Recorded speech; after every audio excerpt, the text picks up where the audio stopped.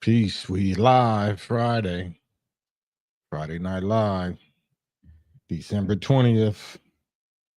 5 days left. 5 days of Trixmas left for all my heathens. Just getting their Jeremiah 10 on. Y'all getting your Jeremiah 10 shopping on, your heathen shopping. Yeah, it's Folly Day Madness. I heard that. Peace and blessings. This is KAM.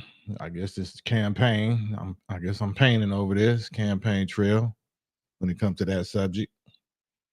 Don't really got no topic other than what we let the spirit take us into. Peace and blessings, though. We live a little late, 10:45 or 7:45, but you know, we getting it. We into it. I'll be inviting a few people that be in my IG comments and YouTube comments, but they don't ever show up. So I stopped waiting, stop even expecting they ever will. But it's Friday. Y'all probably gonna get in traffic and get your Jeremiah 10 heathen shopping on or heathen partying on. Excuse me. Almighty. That's supposed to be Almighty. Alaikum salam, brother Marcus, CPT. What up, big Marcus? I think is that my bro Marcus, tall Marcus. Salute. Bro C, peace and blessings. Demetrius tapping in from the Shy, G from the Bay. Salute. We here Friday night live. You know, that's no disrespect intended when I'm saying Jeremiah 10 heathens, because matter of fact, maybe I'll pull that up. This ain't gonna be no religious thing, but let's just look at Jeremiah 10. Jeremiah 10. Jeremiah 10. Y'all familiar with that? Damn. Just say God and idols. Jeremiah 10. Can I read it? And I know y'all want me messing up your holiday, your folly day, your holiday madness. But Jeremiah 10 say, salute, Lano guest, ask D fair, common sense, salute. And I want to get at what's the dude I just tagged the other day that talking mess about the Muslims. I just seen him get washed this evening by four Arab Muslim dudes on his live. Man, he got washed. God Logic, something, apologist or something like that. He got clout, so I know he ain't gonna show up for me. But salute. Ask D fair, common sense, Lano gets bro C. Hold on 1 second. So, Adrian Salam, big Adrian, AM with the wrench.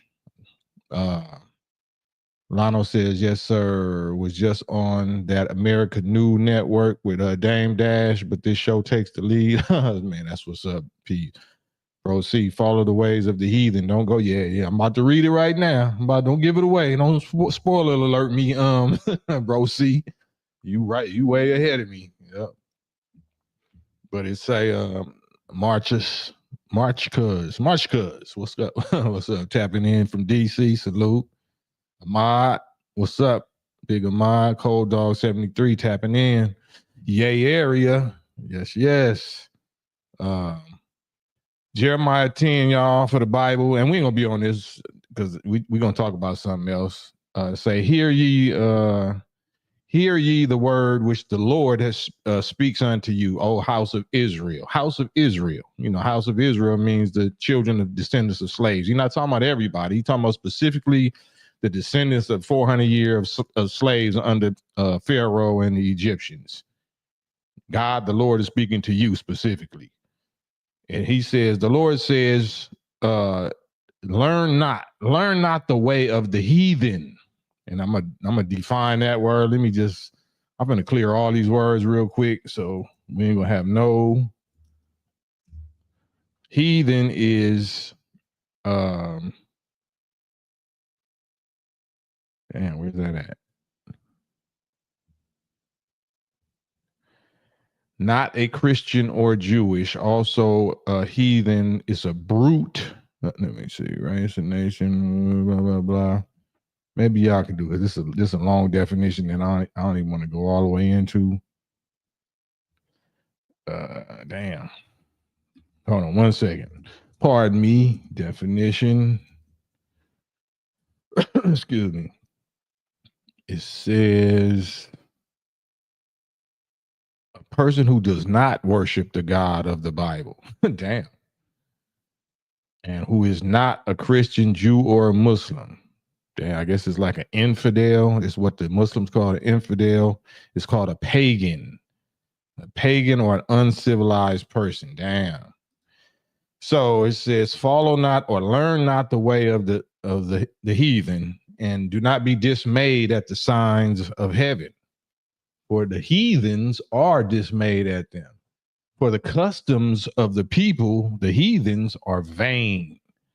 For one of them cut a tree down out of the forest, the work of the hands of the workmen with the axe, and then they take it to wherever they take it and deck it with silver and gold. And y'all remember that Christmas? I had that on my Facebook years ago. I put up all that little cartoon, the little Santa Claus and Frosty the Snowman, little animation things that when we was little. They literally had a song called Silver and Gold, Silver and Gold. Something like it's literally saying that, you know, the Small Hats produced that. So the Small Hats is commercializing on our belief and love for Jesus, selling us heathen customs and making a killing off of our heathen custom, our pagan customs. But said they, you know, the customs of the people are vain, because they cut trees out of the forest, the work in the hands of the workmen with an axe. Then they deck it with silver and gold. Then they fasten it with nails and with hammers so that it don't move, so it stays, you know, in place. They are upright as the palm tree. Man, let me pause. Big Ayo. Damn. You know, I gotta pause. Big Ayo, salute. Man, definitely, man. Thank you. I can't thank you enough. Definitely, I'm gonna have to send a wrench your way. You've guided me back to, oh, no, let me stop you right there. Allah guided you back to himself. I might have been an instrument that he used to help, you know what I'm saying? But nah, I ain't guiding nobody. I'm saying I'm being guided just like you are. So I'm honored and happy and blessed and grateful for Allah, for you to be used to bring a God back to his powers. So that's all that is, Ayo. You know, I ain't even gonna read the rest of it because I ain't worthy of that whatsoever. But I'm just thankful that I can have anything to do with returning you to your powers and returning to your, you know, to your God, to our God, the God of our fathers. And, you know, this ain't even about religion, because when we say God, we talking about the power of your original self. So, man, thank you, Ayo. Thank you. And thank Allah in you, in the person of Ayo, and our supreme Allah, our original creator, Allah, you know, that we all look up to and is trying to get back in equality with through the discipline called submission, or called Islam, which is our nature. So thank you, Ayo, man. Thank you. I have to do a whole damn live about you. But peace and blessings, and we're gonna get back to this and come right back. But they go to the forest and chop down a tree and deck it with silver and gold and fasten it with hammers and nails so that it don't move. They are upright as the palm tree, but they don't speak. Talking about these trees that they got up in the mall, they got up in your church, they got up in your house. Yeah, they upright, but they don't speak. And they must needs be born, but they cannot go. So do not be afraid of them. Don't worship them. They cannot do you evil, nor can they do you any good. For as much as there's none like you, O Lord, you are great. in your name, and your name is great in might. Who would not fear you, O King of nations, meaning the Lord? For to you does it appertain, for as much as among all the wise men of the nations and in all their kingdoms there is none like you, Lord. But these people are altogether brutish and foolish. Cecil, thanks, Big Cecil. Big C, bro C. Got your cash app, bro C, man. Thank you. Keeping the lights on over here at Hotel 7. Man. Thank you, bro C. But these people that's heathens that's doing all this, the book is saying that they're altogether brutish and foolish.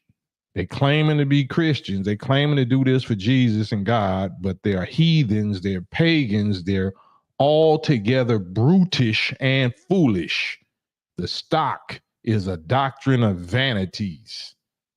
So they hold stock. They hold inventory of what they believe in or what they doing ain't nothing but a big doctrine of vanities, meaning worthless, selfish, vain.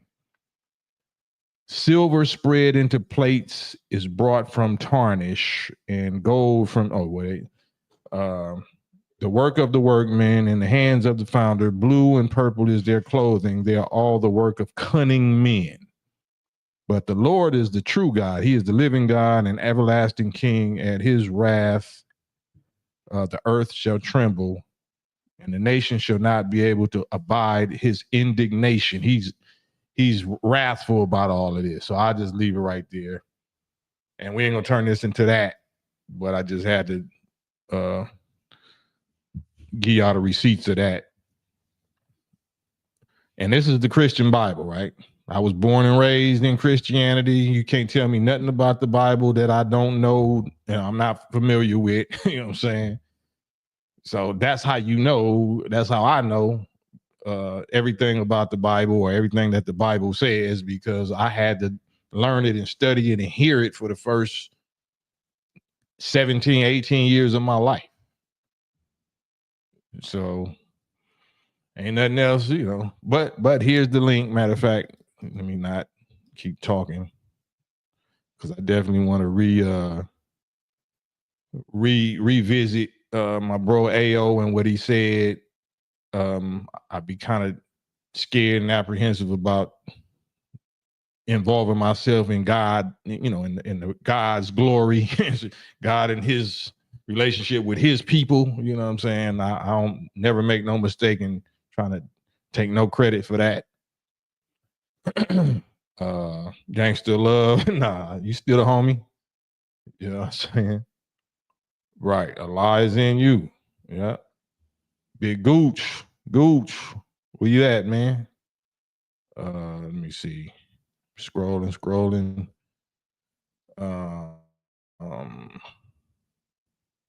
Troy, Big Troy, peace. Troy, I see you. T World. Yeah, your house is a wreck and you decorating trees. Man, how dumb can y'all be?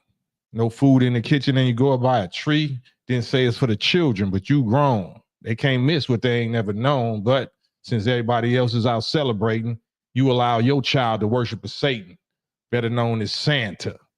Claws in your pocket from LA to Atlanta. And yeah, Pops, you silly too. You should have told your children Santa Claus is really you and spared them the sadness before they got all caught up in holiday madness. Damn. T World, you know what I'm saying? You reminded me of my own lyrics because I forgot. But yeah, man. AO said we listening because everyone else is on YouTube gossiping. Damn. Trying to atone and repent. Exactly. We believe in the mother will. Exactly. Some of us know in the mother wills. Some of us are yet believers. We still believe because we haven't witnessed certain things. Some of us have witnessed certain things. So, but we see what's going on in the news. We see everybody going crazy with talking about this UFO subject. We was the crazy ones first, you know what I'm saying, for the last, 70 years. We was the crazy one, really longer than that, really 90 years. But you know, who's crazy now? Who's the crazy one now? BL, what up, BL? BL Senior, Big Dave, I see you. Dave Latique, Hub and the Dub, all day. We here. It's Friday now. We getting it. We getting to it. Right. Hey, we can't deny visions from our childhood. That's where we were still clear, and you know, all our channels and antennas, spiritual antennas and discernment and powers was they weren't all the way clear, because we probably got some prenatal shots, or we probably got some prenatal poisons or something that dulled our antennas, and it just got lower and lower every year until they broke off, and we lost our ability to tune in to our God stations and God powers. But we getting it back now. That's what this is all about, getting our powers back as gods. I love to say that. I was watching the little dude, the Christian dude, get cooked by the four white Muslims, or looked like they maybe been Middle Eastern or whatever. He was getting cooked, and they were still cooking him just on belief in the spook Allah. They were saying that, you know, he was trying to say, so can Allah have a son? And based on the Quran say, you know, far be it from Allah to have a son. You know, none comes to the beneficent except as a servant. But in the NOI, you know, interpretation, provable interpretation, we know that Allah means mastery. We're not talking about Allah's biological vessel or body. Of course, that's how it got here.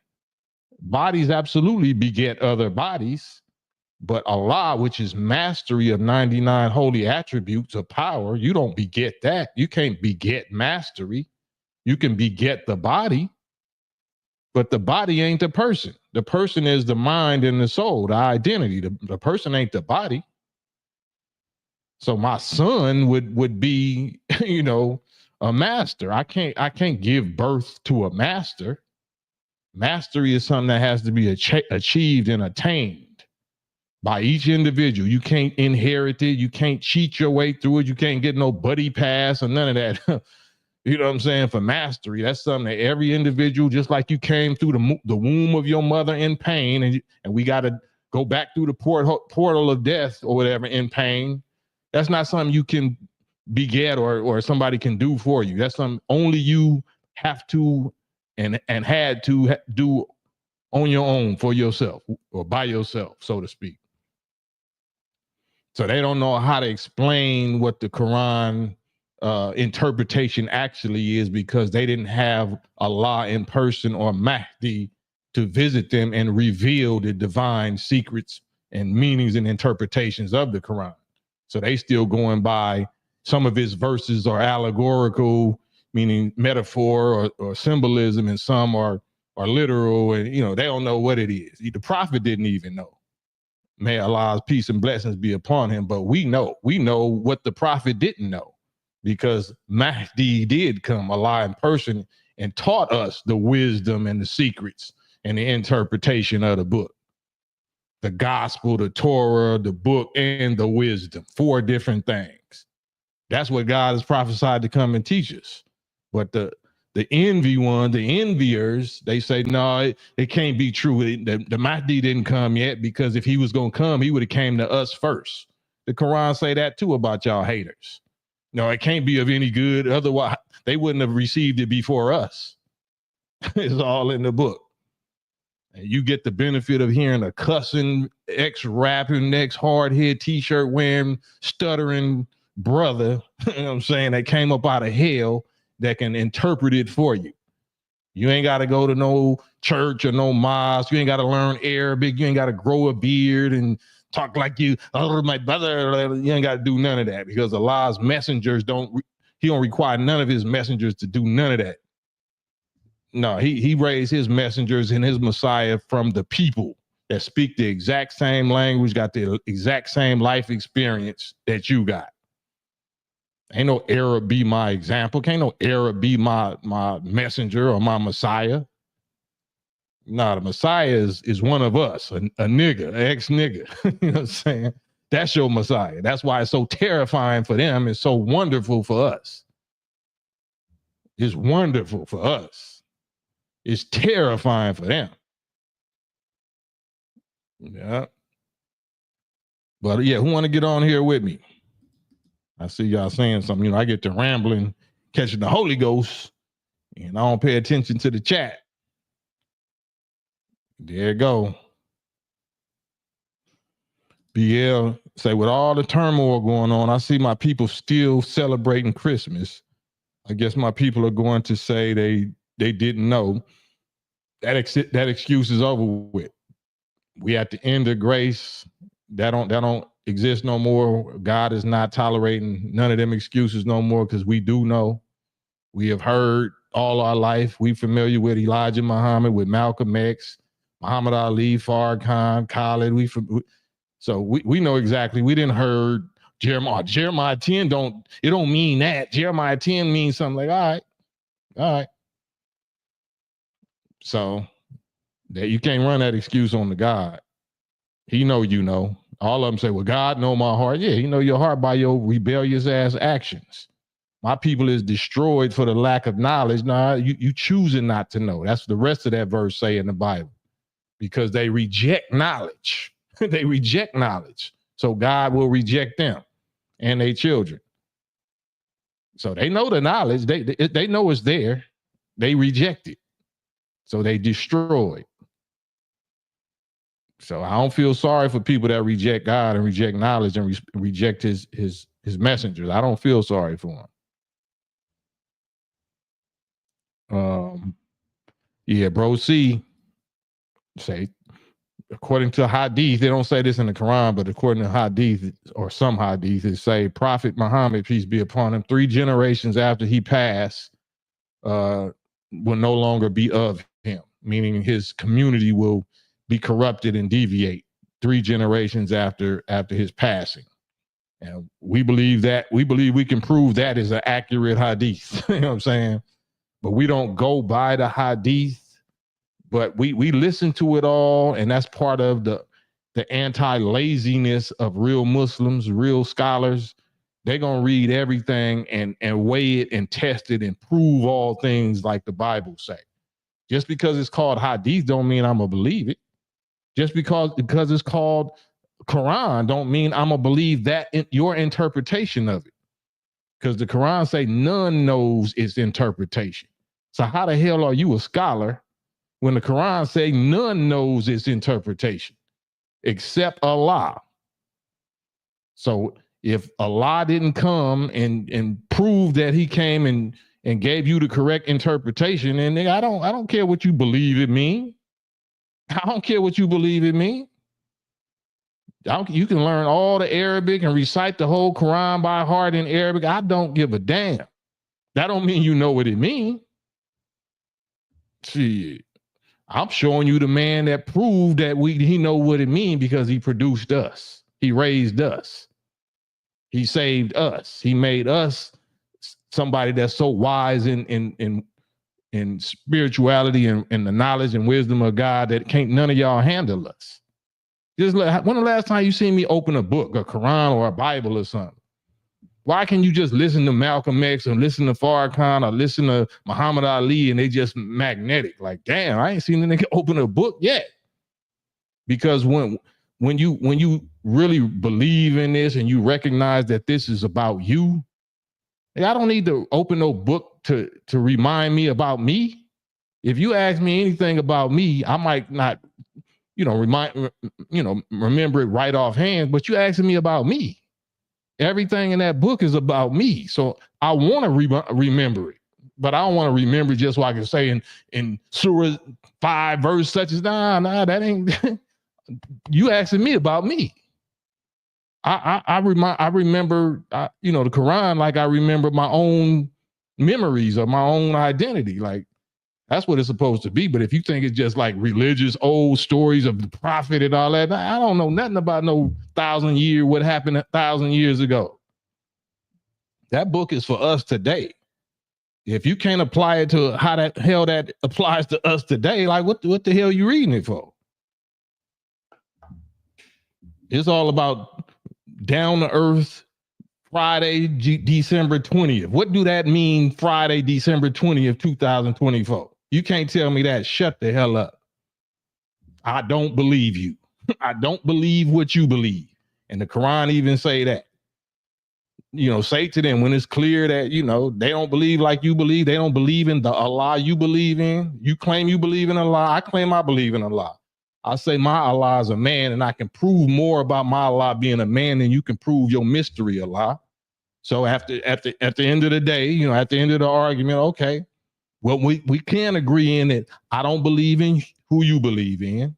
I don't believe in what you believe in. I won't believe in what you believe in. And you say you won't do the same. So cool. Now let's just wait until Allah and time very soon will prove which one of us is right and wrong.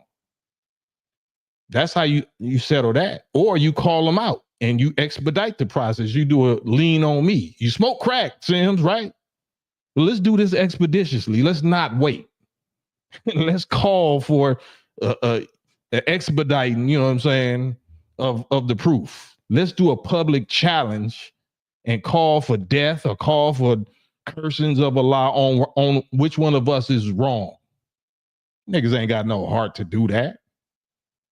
I've been doing that for 34 years. It wasn't social media. I'm still here. They not. Or they not sane, or they not even into religion no more.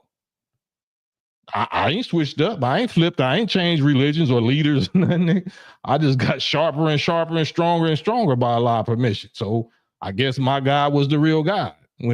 As far as between me and them, all the ones that I, had that kind of challenge with.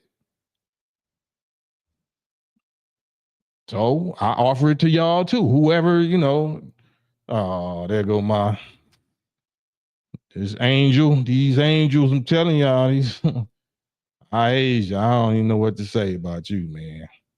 I be really praying and trying to, get some understanding about you.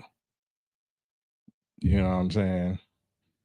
So that's all I say about that. That's, it's rough. I'm trying to figure you out, in a good way. Of course, I'm sending prayers and wills and, but prayers to you and healing and success and power to you, Aisha.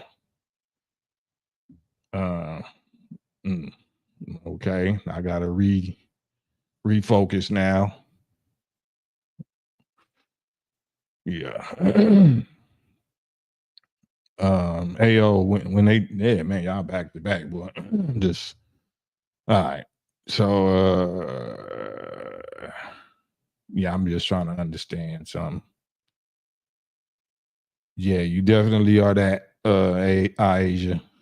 You just your name alone, like I'm saying, we don't know each other like that. We never met. For y'all, watching or whatever. That, yeah,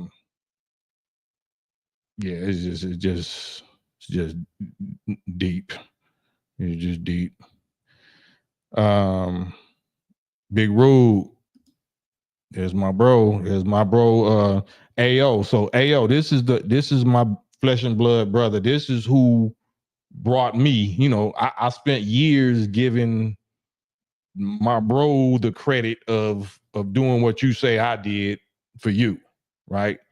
And Allah allowed me to do that for a certain amount of years, but then that becomes a burden on him, extra pressure and stress on him and on me. He was the instrument that brought me to Elijah and Farrakhan, right? So he's always, no matter what happens, attached to any success, even though that's my biological brother, same mother, same father. But he's my real brother or even a father figure. And I always look to him as a father figure once I got in this. In the streets, I didn't look at my brother like that. He wasn't that kind of brother, like, you know what I'm saying? But when it came to real godhood, warfare, street business, when it came to that and showing me who the real enemy was and how to, just certain demonstrations about, how they retaliated against the devil, you know what I'm saying, that I seen. And I just gained a whole new respect for him.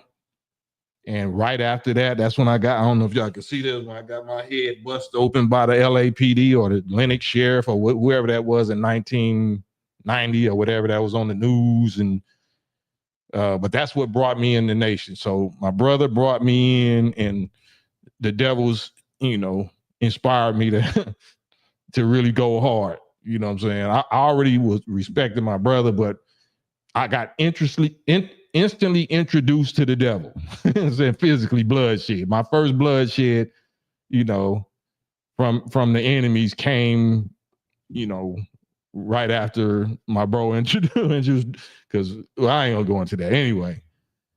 Yeah, so I love Allah, love you, bro. I love Allah for my brother. You know what I'm saying? And we all growing, we all works in progress. We all coming up from hell.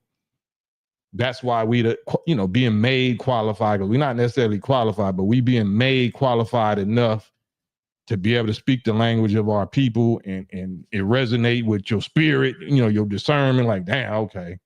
Nigga ain't asking me for nothing. He ain't doing, I already see his track record. Ain't got no weirdo smut on his name. You know what I'm saying? AO says, stop splaining. Stop splaining. Nah, I gotta explain. Y'all God, shit.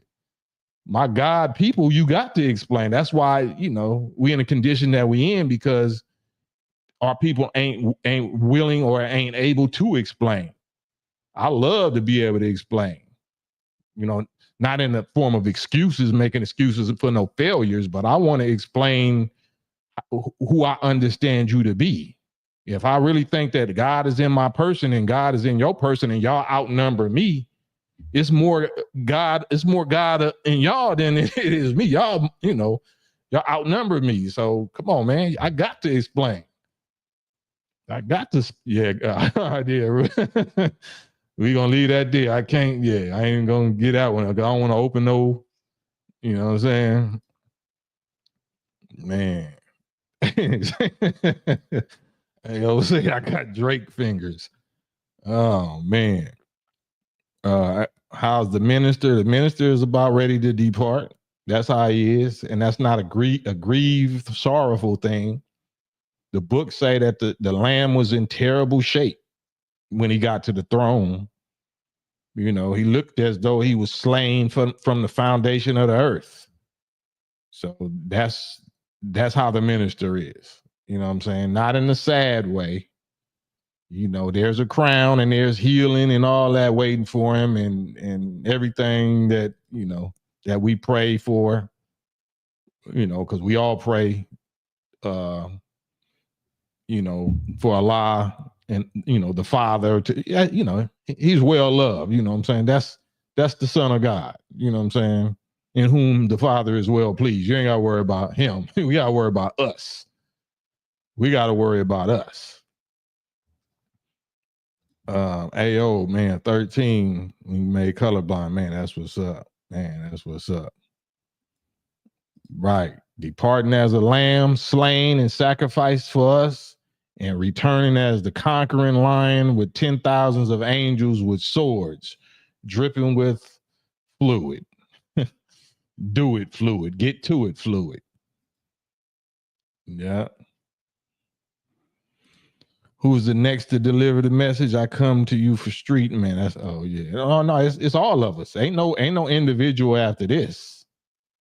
No, we are the body of Christ. So once the star, once the sun or the head is removed from among us, then all of us together represents his body, and the body gonna get busy.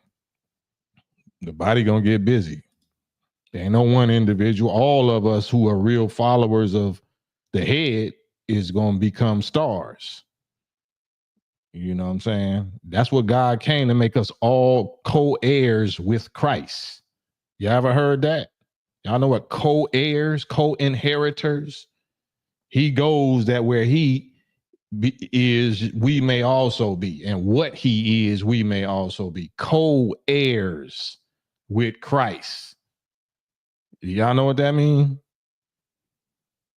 Y'all believe in Christ, right? What does that verse mean to you when he says, once he overcomes and, goes to the Father and the disciples graduate to become apostles and he graduates from apostle to become Christ. And then eventually that we all to become co-heirs, we don't know what he will look like or he will be, but we know that we will be like him. That's what the Bible say. I'm a Muslim, right? You ain't seen me open no book, no Bible, no Quran. Why do it just flow like this? Because I know that this is the story of us. This is our history. This is his story. This is our story. So I love to remember it. I love to recite it because it's us. We win in the end. We get the crown. We get the power forever and ever to rule our planet in this universe forever and ever. Produce, for those that can't produce, is going to be able to produce, like, and then your offspring and your, is going to inherit power, the co-heir with Christ's power of Godhood forever and forever. So this small window, small vacuum, 6,000 year vacuum of hell and terror that we had to suffer in allowing the devil or the germ that was in us to fully express itself, that's a small price to pay. That's a small price to pay for being in bliss for the rest of eternity and having unlimited progress and living on through, all eyes seeing, all ears is your ears, all eyes, all bodies, all pleasures is your pleasures. It's a whole lot of science about reality that we don't know nothing about. DJ Black Rag, salute. Man. man. Learn to latch on to the principle, not the personality. Absolutely. The kingdom of heaven, AO. I'm not familiar. I don't know if you're familiar with the Bible. The kingdom of heaven is not just in Elijah or Master Fard Muhammad or Farrakhan or your brothers and sisters that you admire, that you inspired by in the nation. The kingdom of heaven is in you.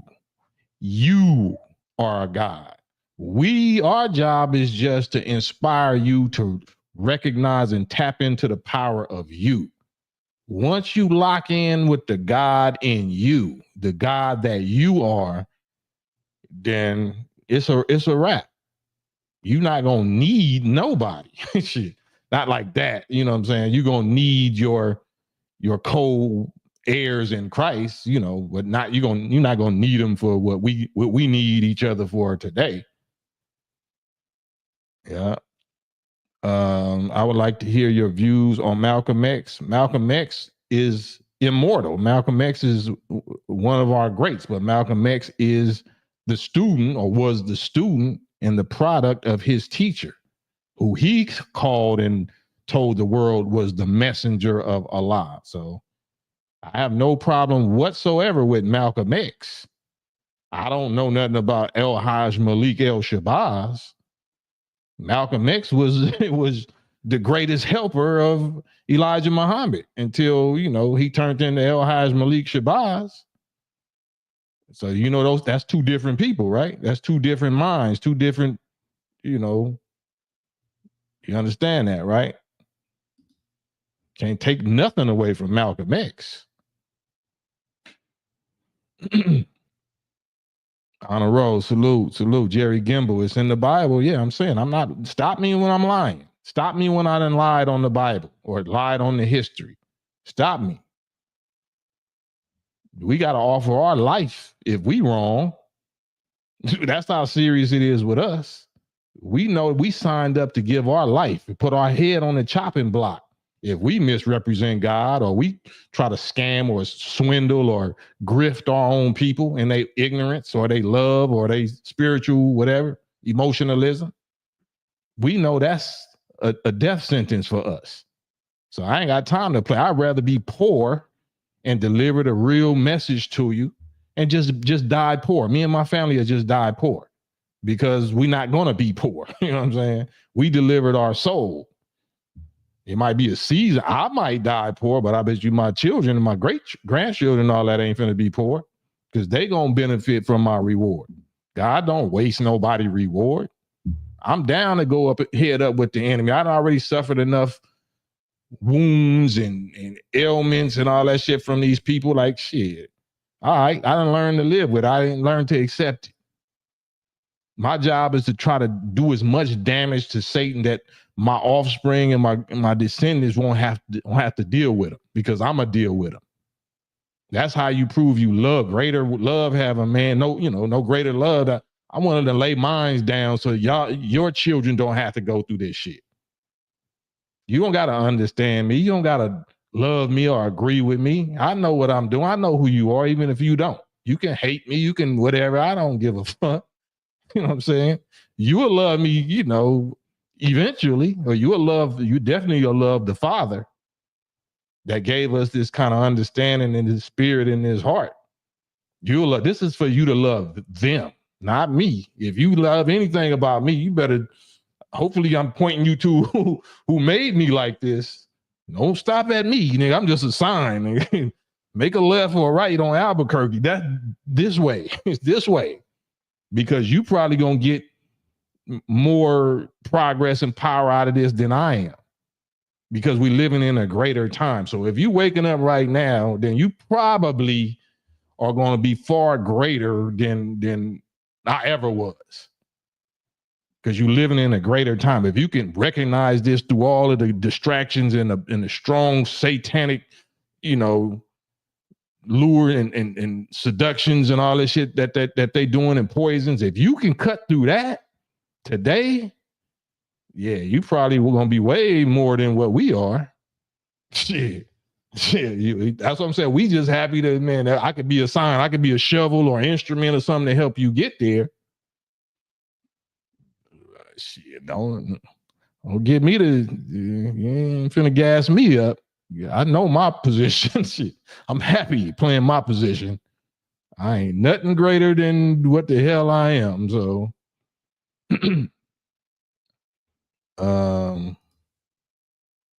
DJ Black Rag, how about Wallace Dean Muhammad? Same. He was named after the Savior. He was named after Master Fard Muhammad, W.D. Muhammad.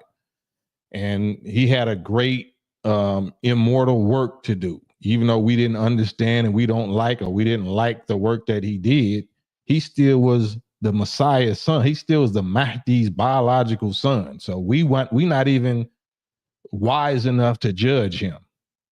It speaks of that in the Quran, under the title Samiri, the Samiri.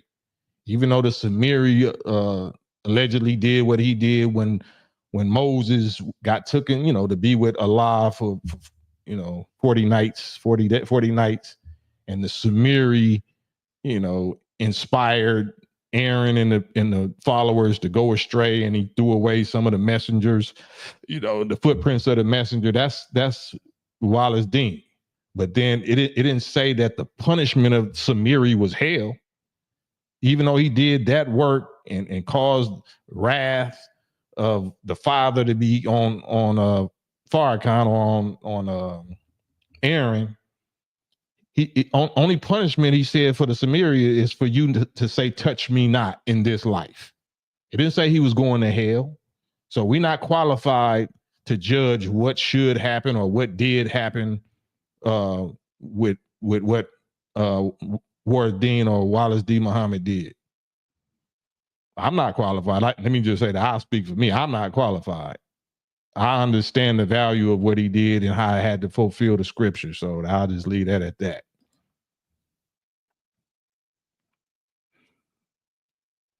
Right.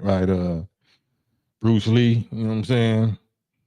Don't concentrate on the finger or you miss all the yeah. DJ Black Rag, I always liked your hip hop because you You always drop knowledge in your lyrics. I can't understand what happened to Ice Cube's lyrical content. He got rich. Like he got comfortable. I guess he ain't mad no more. You know, he was known for the mad dog frown and being mad. You know, I guess he's not mad no more. That's probably what happened. I'm madder than ever. Even though I'm smiling more, I'm madder than ever at the enemy.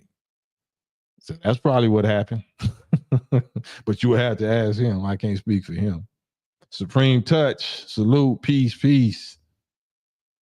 Ahmad Jabril said, Honorable Elijah Muhammad taught the minister Louis Farrakhan that there's a force in the universe in the dark. A star is being born that we can't see, but the same force bring the star into view. Yep, that's the science of creation and theology of time. And y'all definitely need to just get you some books by the Honorable Elijah Muhammad. Any book. It could be How to Eat to Live. It could be Fall of America. It can be Message to the Black Man. It could be Our Savior as a Rod. Just get you any one book. I'm not saying unless you like to read and you're just into that, then you get all of them. But if you ain't really a reader, just get you one book, because they all are so simple to read and simple. A kindergartner can read them. So they're not like no old English, heretofore, hence, thou, for, thereist, and nah, it ain't none of that. Simple. Elijah Muhammad only went to the fourth grade of school and never finished the fourth grade of school. So all his writings is on that level that a fourth grader can understand it. Yeah. Adrian Martinez, speaking of Bruce Lee, is it true that the messenger wanted him to train the FOI? I never heard that, but I know that Sensei CK, I forgot what they call him, but Steve Muhammad, was in Enter the Dragon. You know what I'm saying? And Steve Muhammad is for the emeritus captain, and he was the trainer of all of us in LA and Compton as far as martial arts and Kempo. Kempo. I think karate and Kempo, and he's the founder of the Black Karate Federation. So I don't know about that. I never heard that story, but I know Muhammad Ali was acquainted with Bruce Lee, and I know that Brother Steve, Master Steve Muhammad, was also friends with him. But I never heard whether or not he wanted them or he even needed them. Like I don't think that the Honorable Elijah Muhammad would have said that, because he had he had who he had. He had us. You know what I'm saying? So Bruce Lee actually said that he adopted the style, part of his fighting style that made him come up with Jeet Kune Do was Muhammad Ali, studying Muhammad Ali, his boxing style, his fluid, unorthodox, style. So why would it, I don't think Elijah Muhammad would have said, I need Bruce Lee to train my black brothers when Bruce Lee was getting his style from my black brothers. So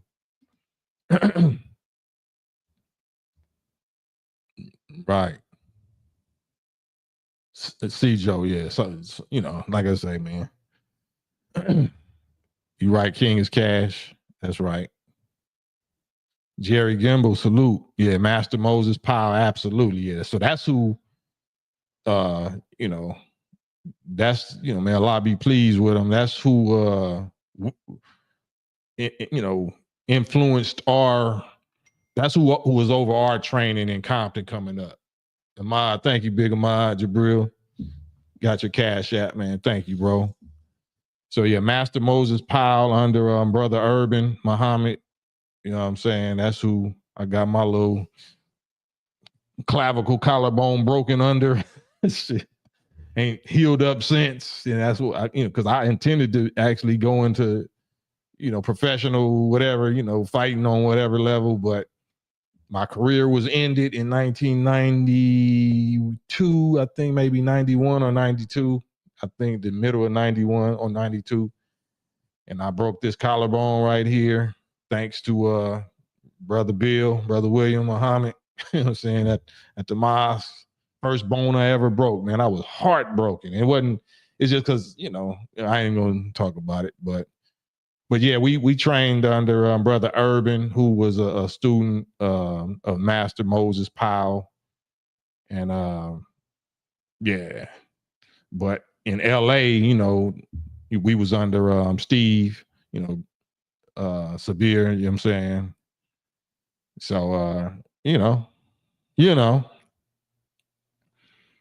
uh Cam, you was talking about teaching way too intelligent to fit into Western. Oh, that's wrong. You was talking about something for the body that you said was silver. Yeah, ionic colloidal silver. It's on my website, westcoastcam.com. I'm still waiting on certain inventories and bottles and labels and stuff like that. But if anybody wants some, I can send it to you just in a bottle, but it's not going to have no label on it. And that's symbolic. That has a lot of meaning also, but I ain't gonna go into that. But yeah, I don't have the labels right now, but you can find it on westcoastcam.com on the products section. King is Cash. I trained under him here in Atlanta. That's what's up. Yep. Yep. Yep. Professor Urban Muhammad. Yeah, come brother, come brother. Like, nah, man, I don't want to, you know, not no Disney, not no Diddy version, but when he say come brother, that means you finna have you tapping out and slapping out and like, damn, man, I'm already hurt. This bone broke, this is strained, and my like, no, come bro, like, man, and me, I got little female fingers and hands, so that's why I know, like, man, you know. Before you even grab me, I'm tapping out like, hey man, do somebody else, man. But then, you know, once you lock all the way in and you be all the way in it, then it's over. It's just like being in the fight. Once you really get into training and you get used to hitting and being hit, then it's like lifting weights. Like I don't even feel comfortable unless I'm getting hit. And that's what a lot of people don't know how to do. They don't know how to fall. They don't know how to, you know, slap out, whatever. They don't know how to get hit, take a punch. They don't know how to let somebody, you know, break their own hand trying to hit you. You know what I'm saying? Put elbows up here. You think you finna hit my jaw? You finna hit this elbow and break your hand or break your wrist, and I'm gonna beat the dog shit out of you after that. So, yeah, man. Maybe I'm giving up too much, but it's all good. Yeah, and no matter what you train, it don't mean it's gonna happen like that in no fight. Real fights don't go nothing like you train. Just so don't get no ideas. Real fights don't ever go the way you train, but if you train enough, then they will go like that. You know what I'm saying? But even if you train right, if you in the wrong, if you aggress or you do, you know, you in violation and the fight was really your fault, you still gonna lose. I don't care what you know. The God or just the forces of righteousness and justice or let you show your chin a little bit too much, and this little goofy nigga or whoever it is that you violated gonna knock your ass out, embarrass you. That's how that works. So that's the last thing we want to do is physically get into violent altercation and have to defend ourselves. But if we do, we not doing it for exercise. We doing it to get you off of this planet. Because if I have to resort to physically touching you, you make me have to physically touch you, then this should be the last time. This is, you know, that you make somebody physically touch you. That's how we look at it. You know, this ain't DPing. This ain't what you call it, a gang where, you know, I'm just gonna DP. Nah, I ain't. You know, you might get that grace, but I don't think we under that grace period no more. You know what I'm saying? So if you make us have to fight you, I'm trying to get you out of here. I'm trying to do the most bad intention, whatever, to get you out of here. So you will never be able to do that to nobody else. That's just me. So you should know that coming at any FOI, they're going to try to get you out of here as quickly as possible. It don't take but a few seconds to choke you out and make you give up the ghost. I don't know if y'all familiar with what the Holy Quran say, smite them above the necks and strike, every fingertip of them. You seeing these white boys, they all in the gym doing this MMA stuff now, grappling and, tapping out and submission holds and all that's true. All that shit true. So, but now it's going to come down to, are they wicked? Are they in the right or in the wrong? Because I might not train as much as you train, but I got Allah on my side. I got, the knowledge that I'm not the aggressor and you violated me first. So my motivation for fighting and surviving and with enduring and withstanding is greater than yours. I'm willing to do what you're not willing to do. I'm willing to go where you're not willing to go with it. Because if you learned all of that, you don't want to die. You don't want to waste all that training and shit that you got. What we do it for down there is that. So we just different. The motivation is different. I don't know why you train or what, I don't know why these whatever. I don't know why they love the sport or they see it as a sport. We don't see it as a sport.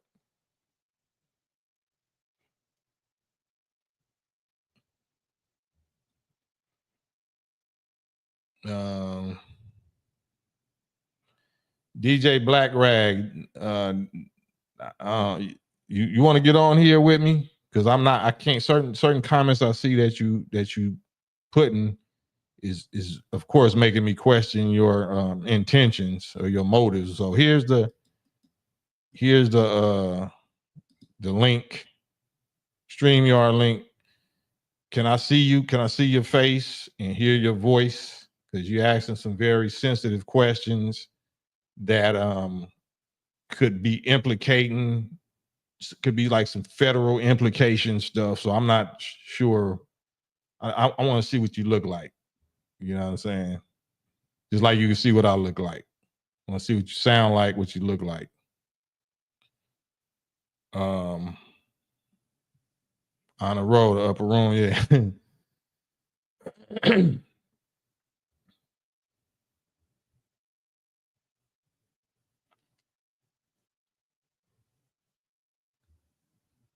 Yeah. Yeah, I'm waiting on you. DJ Black Rag.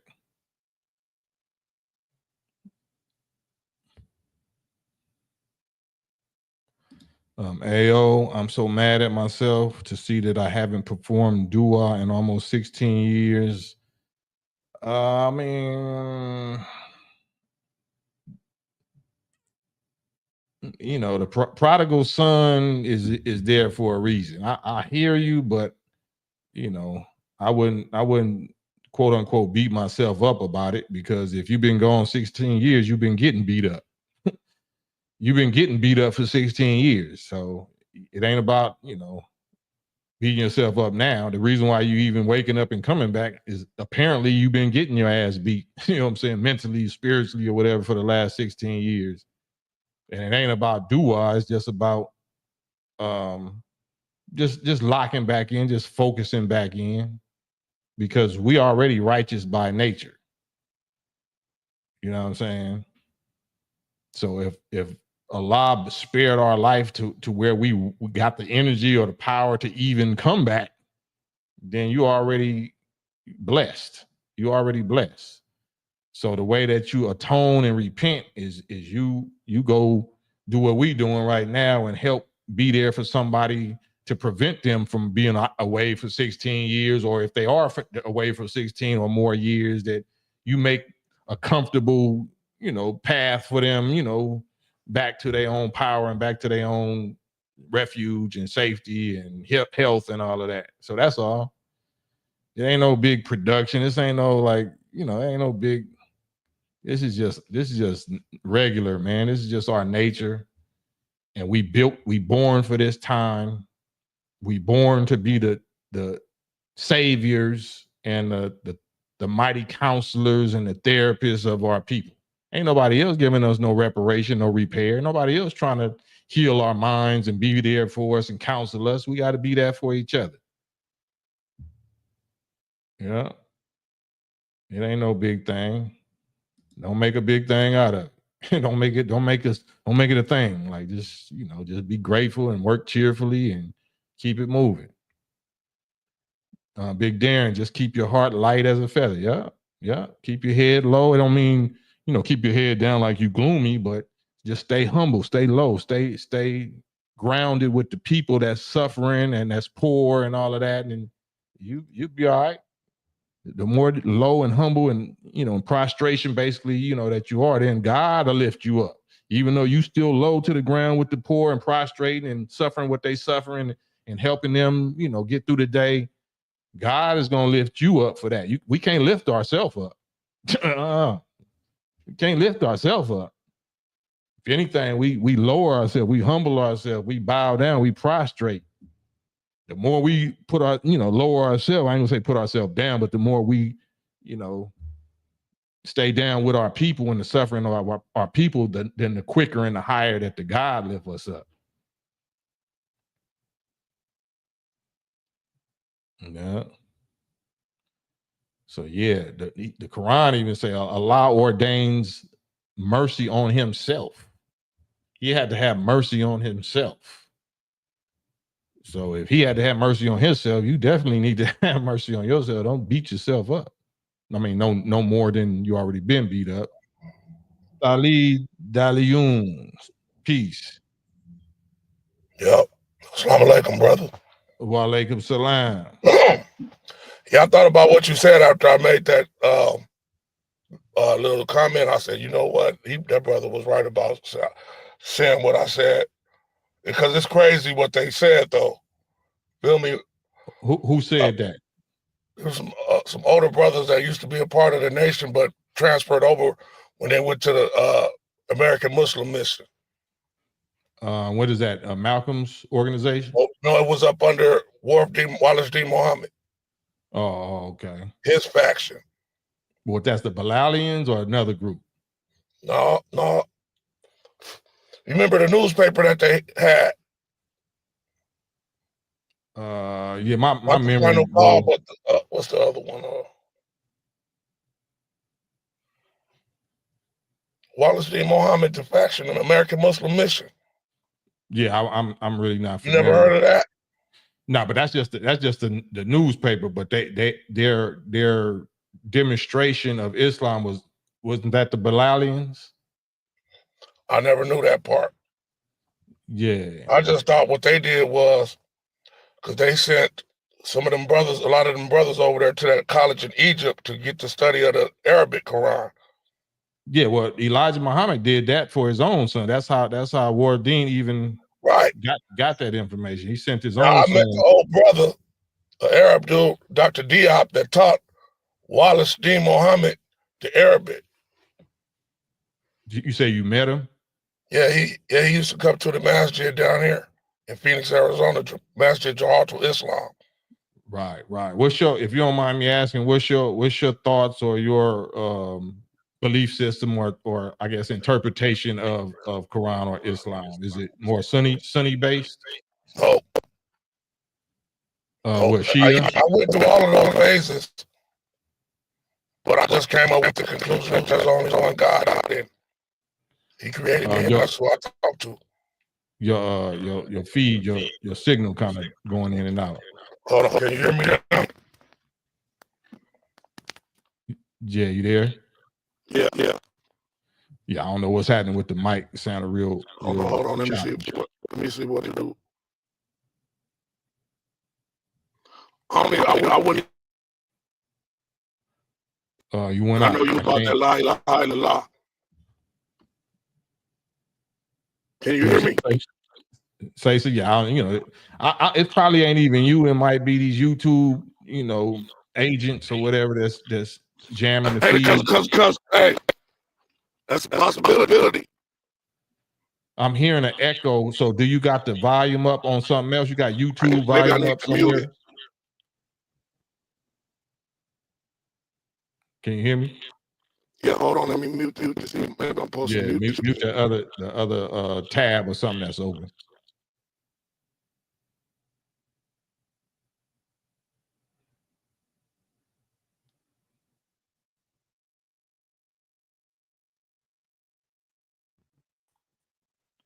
So you all the way muted. Uh-oh, you popped off. I didn't pop them off. Somebody else popped them off. So you can come back though, bro. When you get it together. Antoine X Muslim Journal. That's the newspaper name. Okay.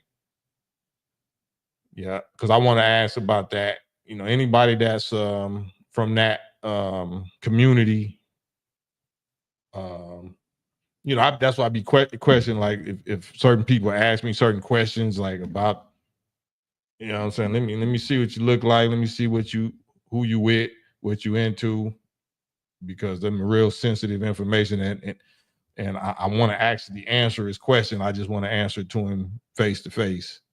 I'll put up the comment. Hold on, let me get it back on.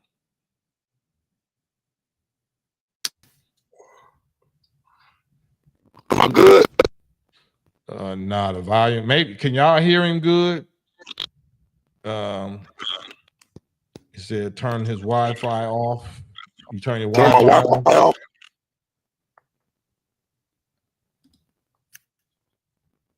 I got my Wi-Fi on. Yeah, everybody's saying it sound like gravel, like it's real choppy. But anyway, I wanted to address your comment. I can't use the words that you typed.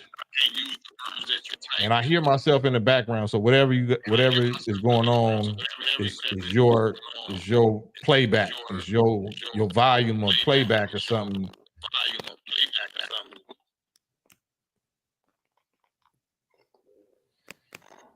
Can you hear me? I can hear you. Because your visual went off. You said they said they used to believe that if you such and such and chop off such and such. Such and such, you have to get in there. Who who is they? Who you said is they? These was some brothers I used to be with it back in the day. And you said that they claim that they was in the nation. It was in the nation. see what happened. Those brothers that went to the Egypt, when they came back.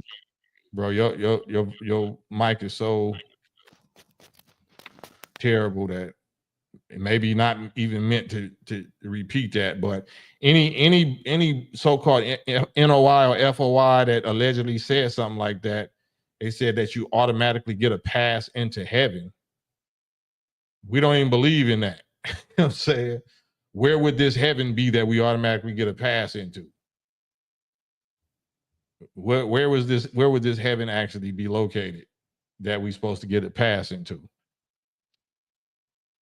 Antoine X say, like I said, that might be, might be symbolic. It might be all of that. Why it sounded like that might be symbolic, but I'm not ducking and dodging no subject. But somebody is interfering, whether it's God or Satan. Somebody interfering. Ayo says that Cox cable. But I'm here for it. It's Friday, man. This is what we do. This is what we do here. You know what I'm saying? We run to it. We don't run from it. We run to it. I just, and he was respectful enough to actually show up and show his face. So that's why I want to answer it for him. Because he didn't 304 up. He didn't hoe up. You know what I'm saying? He manned up. He brothered up. Okay, this is me. This is what they said. And this is what I heard. So I respect that. That's why I want to answer it for him and for y'all. But somebody don't want him to say his piece clearly. Right. Black Rag. Somebody don't want you to say somebody don't want you talking to me right now. That's what it sounded like. Because when you first started, it was clear and I heard you. And something happened along the way, and then you just went all the way under certain O's devoid of funk. You know what I'm saying? Underwater. Aqua Boogie. You turned into Aqua Boogie all of a sudden. Elmatic said the Wi-Fi. Yeah, I don't know, but I'm here though. So whenever you get it together, Black Rag, you know what I'm saying, it's all good. We can have whatever kind of conversation you want. Big Les, salute. Peace to you. But yeah, you know, we ain't doing a Jeremiah 10. All of my Christian brothers and sisters on the Jeremiah 10 time, on the brutish, the brute, foolish, heathen, pagan time. We calling you out. This probably be the last year that I'm going to ever call you out, because grace is over with. So if you don't get it by now, if you don't get it this year, this is the last of grace. So you won't be able to say that you wasn't reminded faithfully each year. That's right. That's right, Black Rag. Yeah, it's all good. As long as we locked in. So anytime I see your name, and you know, I bring you right up. It's all love, it's all respect. It don't mean that we gonna agree. It don't mean we gonna agree on certain things, but I agree that I respect you, and I respect, you know, you showing your face and standing on what you type. So I respect you for that. Safi Ali, yep. Yep.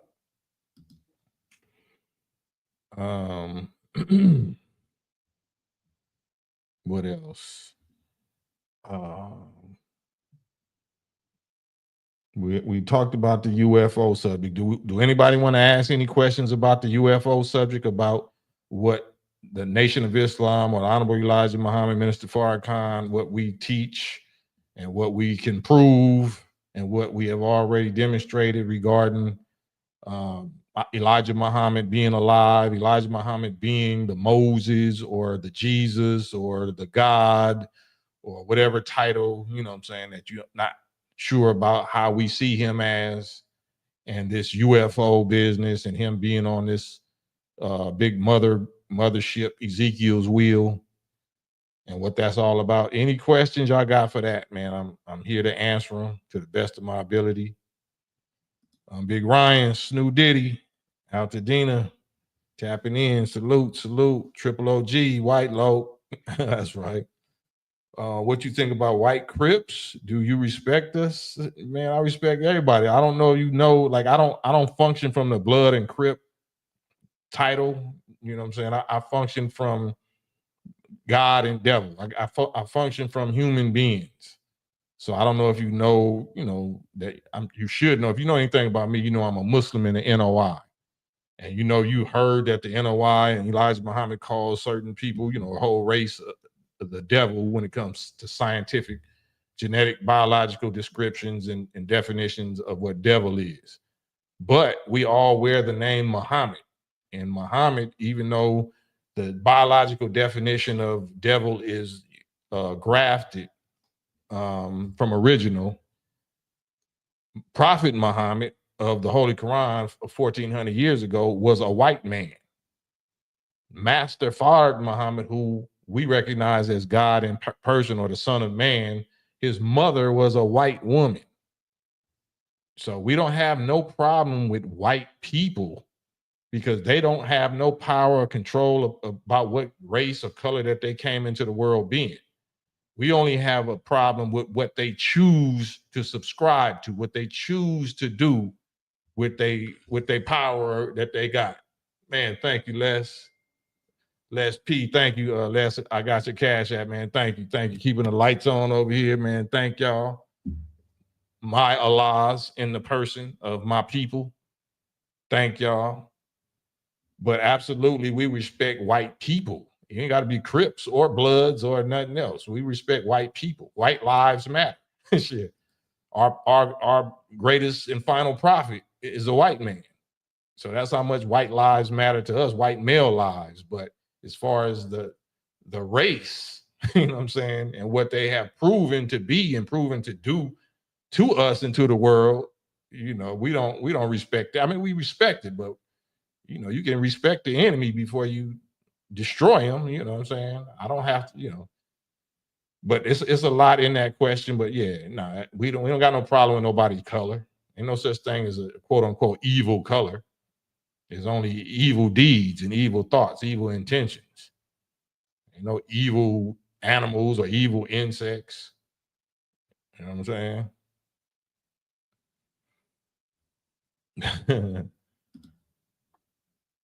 Yeah, I mean they do. That wasn't no gassing you up. We know the value. We know the purpose of white people. That's why we made them. They came out of us. So, but I'm telling you the purpose. Prophet Muhammad, peace be upon him, the prophet of the Holy Quran, the one that we revealed the Holy Quran to and through, that is the purpose for why we made white people out of us, why we genetically engineered and grafted out through selective breeding the race today called Caucasian or white people, because so we could show and prove that they can be become righteous and holy. They can become righteous gods themselves, because right now they gods of unrighteousness. They gods. The wicked, European rulers of this world, those are gods of this world, gods of evil. So if they can be gods of evil, they can be gods of righteousness, like Prophet Muhammad was. That's why he's your, the white race's greatest example, and ours if we've fell into mental death under them. So nobody got an excuse. Everybody has an example. Everybody has a messenger and a pathway out. You know what I'm saying? So that's what it's about. Prophet Muhammad was the proof that white people can choose the path to get themselves out of destruction, or path to righteousness, path to glory, path to, eternal praise and life. That's what Muhammad means: praise much and praise worthy. But you got to do what he did to get there. Shit. That's something that you got to attain and achieve for yourself. Adrian Martinez, was Yaqub the supreme being in his time? Absolutely not. Yaqub was not the supreme being in his time. He was not even one of the 24. He was not even one of the 24 elders or gods. He was inspired by, one or more of them, and he was written into existence by them, but he was not one of them. So he was born with a predetermined idea. He didn't even know where the idea came from, but he was born with an idea that he got from one of the 24 or all of the 24 to make devil, to spend his lifetime discovering the germ or the genetic genes and traits of the original people. So where he would discover how to implement a science of genetic engineering that can actually bring that people into existence. One time for you. What's up, Cam? What's up, Maryland? Maryland movement. I got a question. I was watching this on YouTube. Vladimir Putin say he has, and but I just want to hear your reply. Vladimir Putin says he created a vaccine for cancer, and he coming out next year. You can look it up. Yeah, I've seen that all day today and yesterday, and yeah, I've seen that. So you think if it's true, I'm gonna get the vaccine if it really can cure cancer. I mean, you could do whatever you want to do, bro. I mean, shit, I don't know why you would just jump off the cliff or jump off the porch and take whatever they said they got, but you got the power to do whatever you choose, right? All right, I'm gonna let you get back to the show, brother. All right, bro. Peace. DJ Black Rag. Prophet Muhammad was a descendant from Ishmael, the son of Hagar, who was black and baby mother of Abraham. So this is why we are called believers, and there's absolutely no way that nobody can prove who was what thousands of years ago, because you're at the mercy of hearsay. No matter what, we at the mercy of hearsay. That's why we have to call ourselves believers. So if you believe that, DJ Black Rag, that means you're believing in hearsay, some stories passed down from people to people to people that you don't know if that got stepped on nowhere in between. Because if the Quran say that quoting the Quran, I'm not saying this is this is true or not, but the Quran says that the Jews alter words from their proper places, meaning that the Torah was tampered with, that they actually wrote a whole other book on top of that called the Talmud.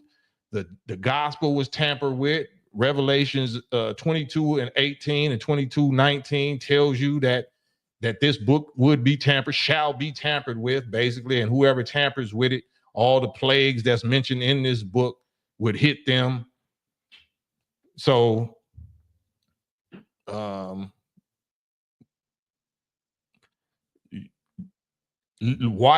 reading or researching anybody's word, any so-called scholar or sources, the scholars, and they say this, like, that's still, you still at the mercy of somebody that, you know, that's not Allah, that's not the Quran.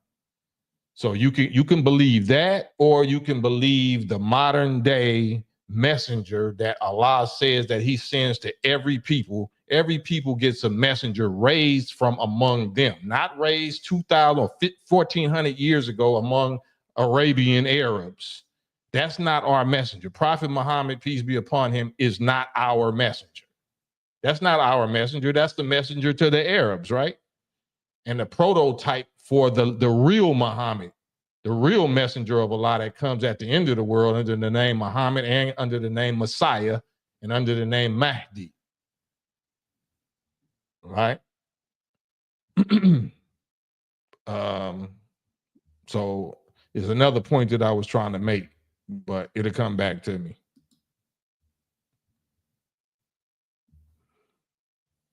Daryl Jackson, bro, KAM's understanding, one could marry a white woman if he is an original black man, if that white woman submit to righteousness. You could do whatever you want to do, but that don't mean that it should be done. You can do whatever you want to do. But if, you know, the Quran says, you know, that we pray, that, you know, we're not on the path of those whom your wrath is brought down, or nor those who go astray after they have heard thy teaching. Now, if thy teachings tell us, do not marry your enemy, do not marry some people other than your own people, especially people that got a history of destroying you, and after hearing those teachings, you decide that you're going to still marry who he said don't marry, you know what I'm saying? Then what is your motivation for doing that? Why would you want to do that? Now, if you already had if you a black Muslim or whatever, and you already had a white wife or a white baby mama or whatever, then you just, okay, now we trying to, you know, make whatever is going to work based on that, because I already done committed and already responsible for this woman and responsible for these children by this woman. That's something that happened before you heard thy teachings. You know what I'm saying? But if you doing that, if you think you're going to be like Alfonso or Mustafa Muhammad's father and get these teachings and then go get you one, nah, that's deviation. That's deceptive intelligence. It don't work like that. Yeah, DJ Black Rack. So my bad. I'm glad you remind me. So the Honorable Elijah Muhammad taught us that Master Father Muhammad taught him that Prophet Muhammad of Arabia was a white man. So we choose to believe him. You can believe, and the rest of the world can believe your research and your scholars and the hearsay, handed down stories or hadiths, which one is corrupted, which one is real, which one ain't, or whatever. That's still so far in the past that you'll never be able to prove it. So if we expect Allah to reveal Mahdi or Messiah is supposed to show up and it has the information, do you believe the Messiah is 2,024 years old, or you believe that the Messiah is going to be born in our time and from among our people, and God is going to speak directly to the Mahdi and teach him those secrets, those revelations? So you can believe in research and scholars, or you can believe in God, who's, you know, somebody that said that they're God and they're the messenger of God, and they're bringing you revelation, divine revelation that you cannot research. You cannot research divine revelation. You cannot research the secrets of God. because there were secrets. They was hidden on purpose. So that's where we at. That's why we call believers. But now we take what we believe and we go prove it. We go prove all things. Because before all of this, the white man and the white scientists said that we was monkeys or whatever, and with bones in our noses, and that white people came first. They taught us white people came first. Y'all know that, right? But then we got revelation from, from this same Mahdi and, the same Allah in person, and said, no, that's a lie. I don't care what they taught. I don't care what they scholars said for thousands of years, what lies and technology that they've been ruling the world for the last 1,000 years on white supremacist doctrine. That's a lie. So if they can tamper with the Bible, they definitely can tamper with your scholars, whoever your scholars is, whoever's supposed to be the companions of the prophet. They didn't tamper with Allah's word directly. They can't tamper with your scholar's word. So we don't rely on that. We rely on what and who we can see and prove and test today. I can show you who told me Prophet Muhammad was a white man. I can show you what accomplishments he did versus whoever told you that he wasn't. You know what I'm saying? So it's all gonna come down to practical, provable reality. Show and prove. And that's what I love. I don't need to know scriptures. You can quote me your scripture. You can quote me your Arabic. You can say what you think them Arabic words mean. But the Quran still gonna say none knows its interpretation but Allah. And those firmly rooted in knowledge, they say we believe in it. It is all from our Lord. They firmly rooted in knowledge, but they still saying we believe in it. So they ain't that firmly rooted in knowledge, because they not saying we know. They so knowledgeable that they humble enough to say, now I don't know what that means. So we believe in it because we've seen the person or the man that revealed this to us doing what nobody else on the planet was ever able to do. So he must know more than we do. I trust his revelation more than I trust these scholars that say he was black.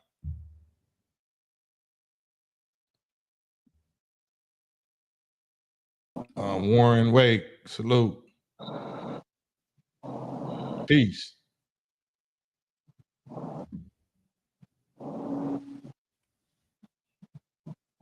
Can you hear me? All right, well, I tried. DJ Black Rag, you think I'm a Sunni Muslim? No, I don't. I don't know. We didn't get a chance to hear that. If a person is not DJ Black Rag, if a person says that they're Muslim, or they quoting Muslim hearsay or gossip, I heard the Muslims this, and then I'm looking at your name was a Muslim name when you got on here, then if you're not an NOI Muslim, then I automatically have to assume that you're a Sunni Muslim, right? That's just reasonable, logical thinking. If you're something else other than a Sunni, what are you? A Shia, Hanafi, Hanbali, Sufi? You know what I'm saying? You something, because I don't think you claiming that you originated your own Muslim sect, right?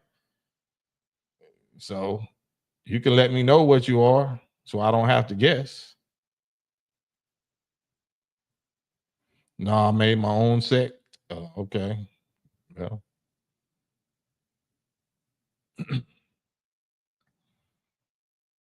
But anything I say, if I'm suggesting or I'm assuming it, I'm justified for that assumption. Because if you made up your own sect of Islam, then you can't expect me to know what the hell that is.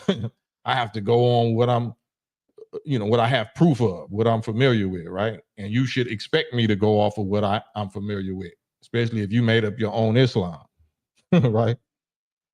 Don't that make sense?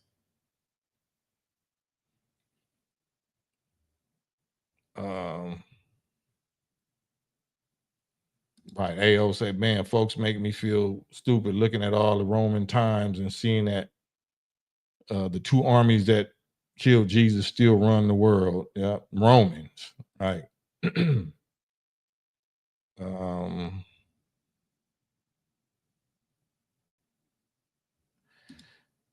Why does anyone of historical significance and religion have to always be Anglo? Right. That's right, because those was the conquerors. Those are the men of sin, the Adams, the Adamites, or the Adamic race that we gave power and dominion to rule over us for the last 6,000 years or the last 6 days. That's why. The reason why Anglos is ruling everything is because we made them to rule over us. God was the ruler of the earth, but he did something different in Genesis. He said, come, let us make man in our image and give man, or this new mankind, power and dominion to rule over our planet that we have been ruling all this time. God did something new in making a new people and giving them power to rule over him, his, not him, but over his people, over his planet, over his creatures. It's telling you right there. It's telling you that Adam and Eve was the original sinners. It was no sin before them, according to the Bible. And God knows everything. He knew they was gonna sin, but he still gave them power to rule the whole planet for 6 days or 6,000 years.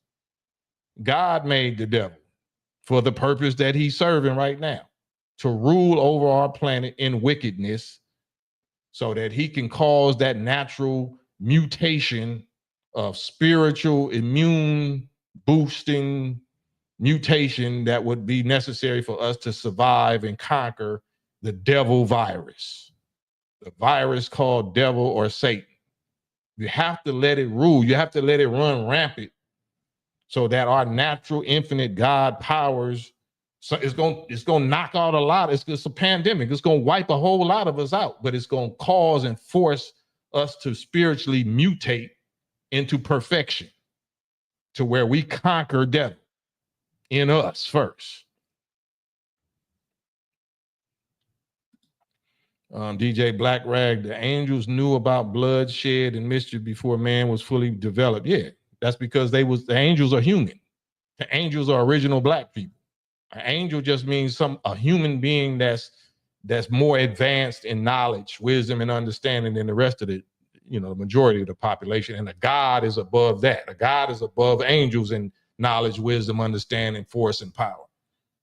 It's all talking about human beings. There is no ghost, spirit, spook, gods, or angels. That's all false. The only spirit is in your flesh. The only ghost, spirit, spook, mystery, force, energy, or whatever that can do all of that is in your flesh and blood. Your flesh, and you're that mystery type of spirit energy. Your mind can be omnipotent if you develop it like that. There's non-local awareness that no matter what, your mind, if you know that you're connected to the singularity of all things, consciousness is not just bound. Intelligence ain't bound to your little 6-foot body or 5-foot whatever body. Your mind ain't bound to your body. Warren. Peace, Cam. What's going on? Oh man, I tried to get you earlier. I don't think you heard me. What's going on with you? Yeah, I ain't familiar with this technology. You know what I mean? Yeah, all good. I'm Fred Flintstone too. For sure. I'm happy to talk with you. But my quick question is brotherhood here. I'm gonna step inside. You know what I mean? I know you be speaking on, seeing who's who. You know what I mean? Right. And I ain't got no problem with that. You know what I'm talking about? There you go. But you VIP just for that. yeah. But brotherhood, like I'm struggling with it. You know what I mean? Yeah. Let's talk about it. It's rough out here, Cam. You know what I mean? Yeah. Speak on it. I'm gonna try to keep going, but you know what I mean? I have to work myself up to it. But I am who I am, and I ain't got no problem with nobody seeing who I am. You know what I mean? Yeah. But I need help, brother. You know what I mean?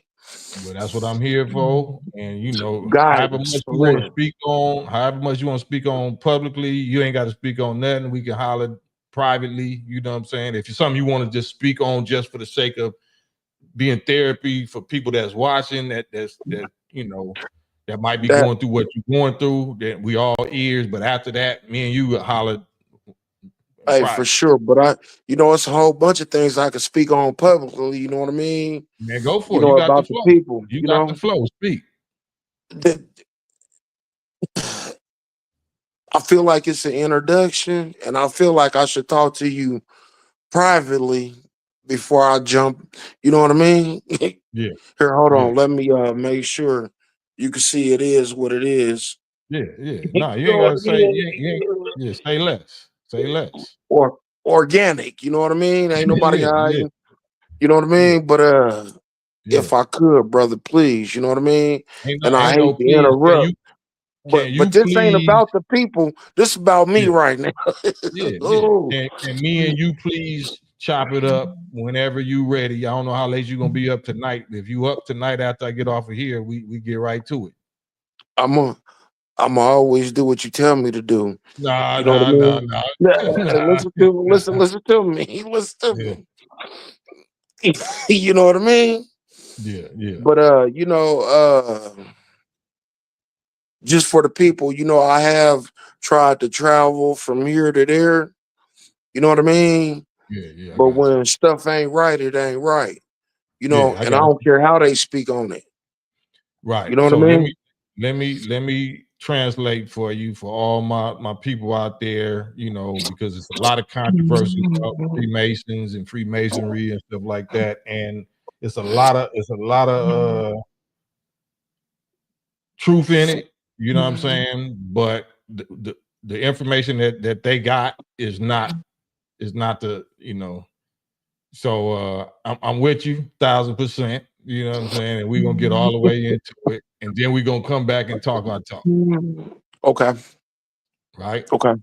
Yeah. Understand and overstood. Yes. And you know, when you come back, you VIP, you got any type of business, online business, anything that we can send some dollars your way and patronize your business, that's what this is for too. It's to talk our talk, but it's also to let our people know to you know support our own black dollars. Okay. Got it?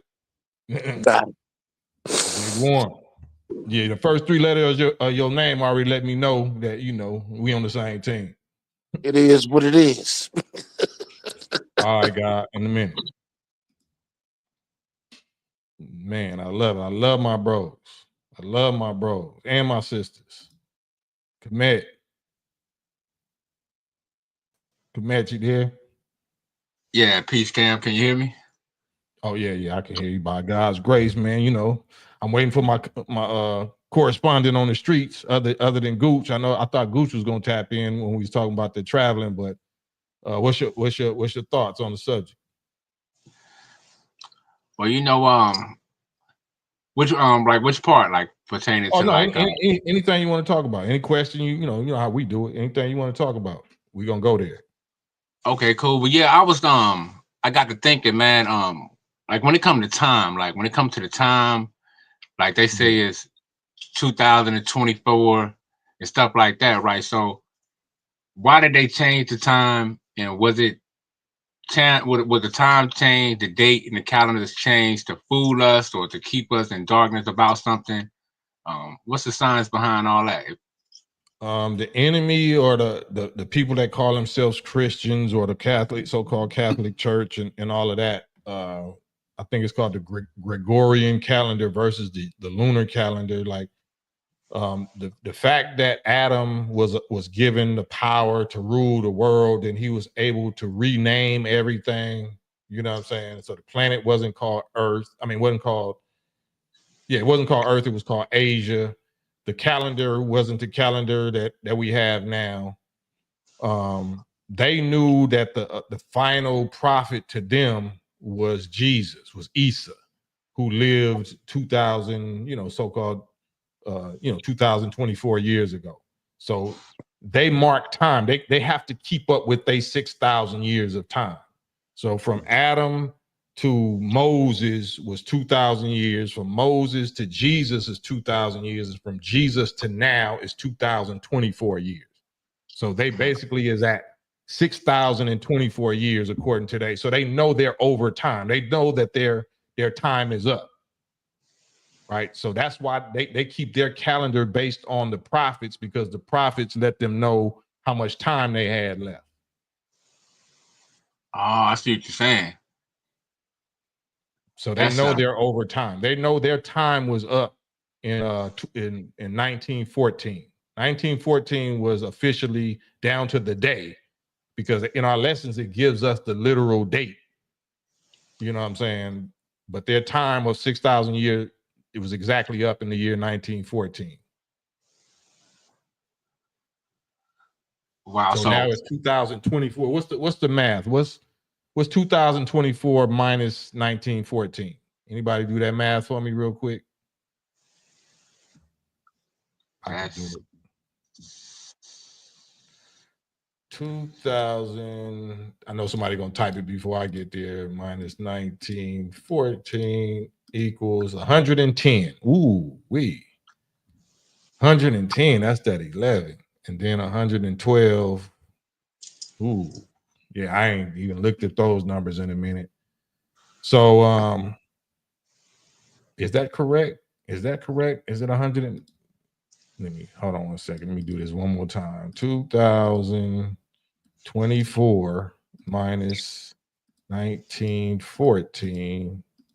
Yeah, 110.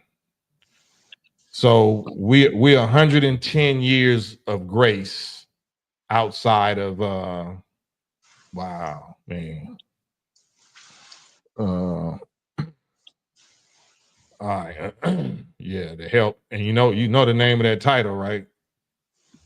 Rube. Yeah, that's anyway. One of them things. Another one of them things, Rube. What was your question again, bro? Commit. No, I was just saying, you pretty much answered it. I was saying how, they got us going by 2024, and I was saying that, how they set the calendar and stuff like that. Yeah, they keep time based on the time that they knew they had left, and even the grace period that they knew that God was going to give them. And in the Holy Quran has 114 chapters, right? And we taught something about how to apply the mathematics of the Bible and the Quran to the years of judgment. So if this is the 110th year going into the 111th year of extra time of the devil, and the Quran only has 114 chapters, that means there's only 3 years left, or 3. Well, anyway, I'll leave that alone. I'll leave it. That's just all right, but that's why I rock with you, bro, because you bringing out stuff that you don't even know you bringing out.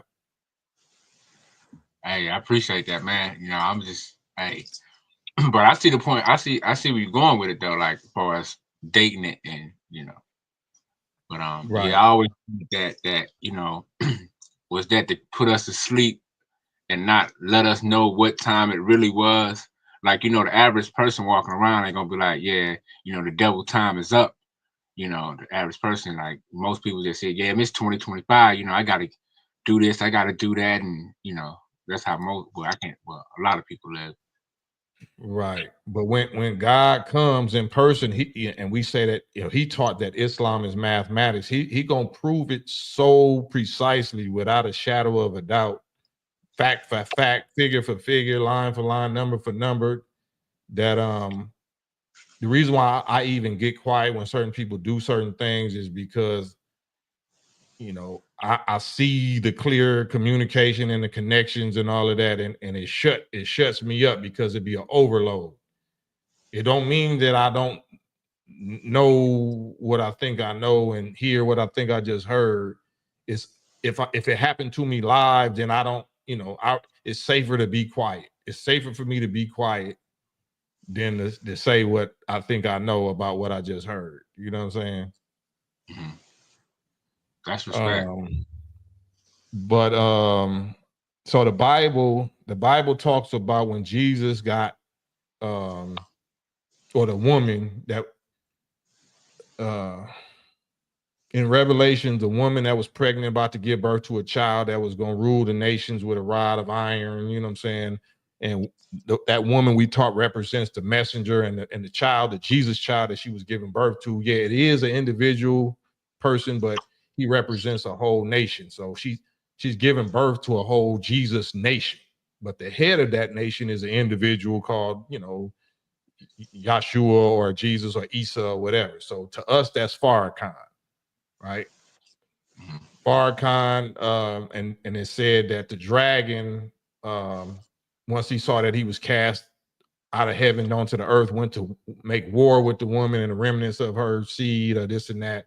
But the woman was given wings, 2 wings of a great eagle to fly away to her place of safety, to be healed up for a time and a half of time, which it gives, I think, I forgot how many months, 42 months or something like that, which it equals 3.5 years, right? So in the beginning, as it was in the beginning, Master Father Muhammad met with Elijah Muhammad face to face and taught him night and day face to face for 3.5 years, and then went away. And then in the end, after the Jesus or the Son of God, you know, gets, you know, whatever's going to happen to him, then, or the woman, it says that she went away to be healed for a time of 3.5 years. So now, if we're talking about we coming into the 111th, or we have the 110th year of the devil's grace, they already know their time is up. It's over time. But 2024 plus 3.5 is what? 2000, you know. So I'm just, you know, doing math in my head, knowing that Trump, we coming into a 4-year term, and that 3.5 years is going to expire in Trump's 4-year term, which, you know, just lines up with the minister saying that Trump is going to be the last president, and all the stuff we see building up with this nuclear war and World War III and these drones and UFOs and everything else. So all of this hits my head at once, and it take me a long time to sort it out for y'all if y'all watching me live, you know what I'm saying? So I apologize for that. It probably don't make no sense to y'all, but I'm just saying the parts that I can say to you live, and that's because of what you just brought up, Commit. Oh no, I feel you, man. You know what I mean? And I think, you know, I understand what you're saying. You know what I mean? Does anybody have the link? Okay, hold on 1 second.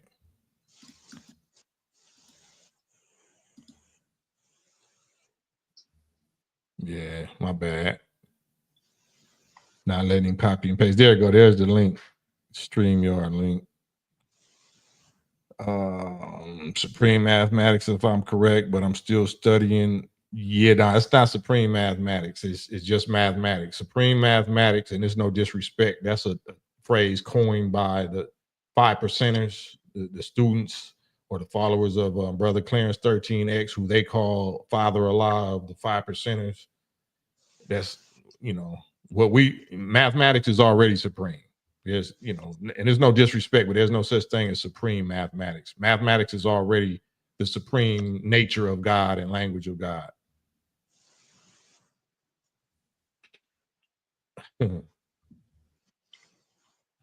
My bad. Now you good. I always wondered about that time, man. You know how they you know, about that date. You know how they put it is.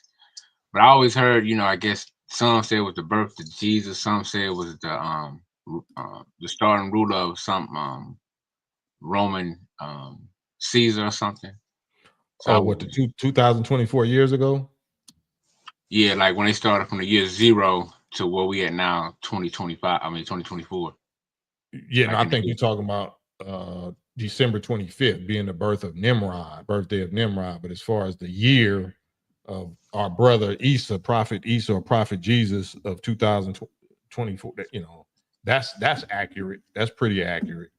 The year that he was alive. Big Bird, what's up, Akbar? Hey, how you doing, brother? I was gonna come in earlier, you know what I mean, but I was just just going through stuff, brother. How you doing? Yeah. All praises, brother Cam. Man, all praise due to Allah.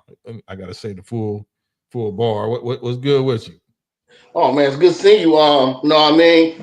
I didn't get a chance to see brother DJ coming here. They were saying he was having technical difficulties. Is there any way we could try for him to get up one more time, please, brother? Yeah. I mean, if he wants to, I don't want to just overdo it and force it or whatever. So Yeah, we would. But I would love to hear about his own sector.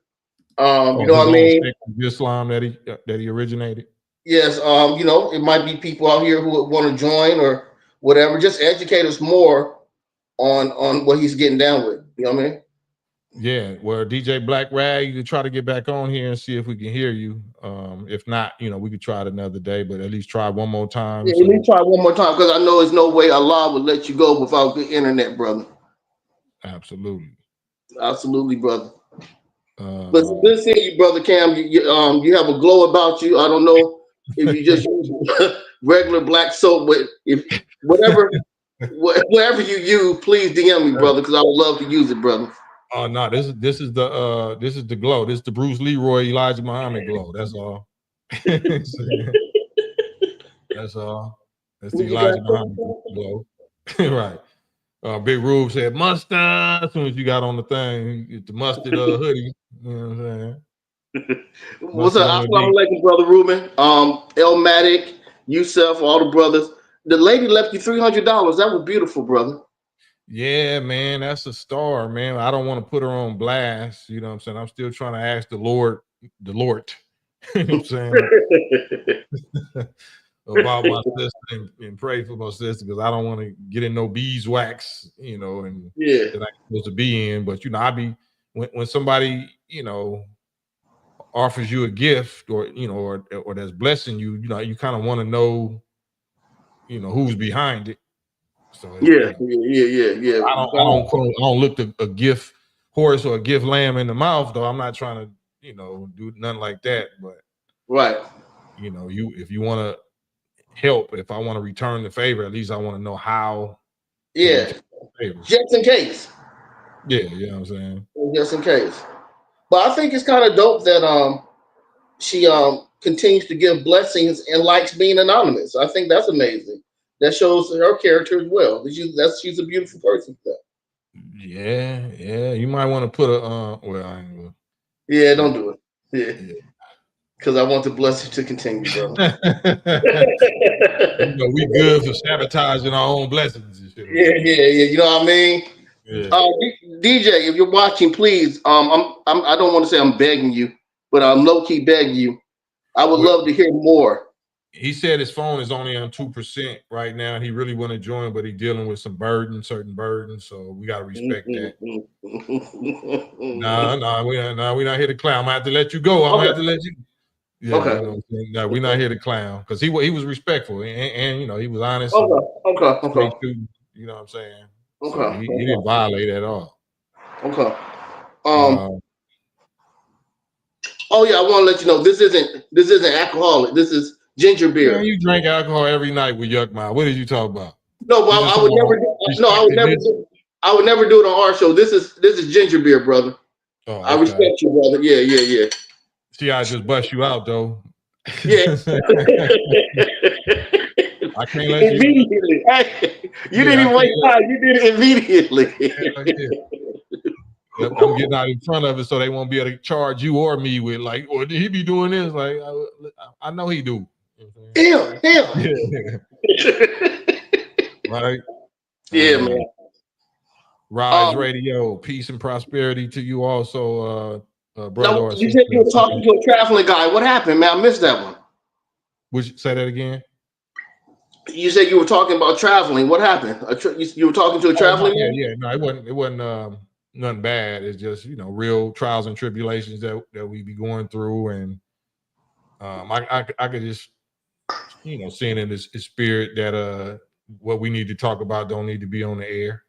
Okay. You know what I'm saying? I respect that, man. Other than that, man, I want to say I love you, brother. What you're doing is amazing.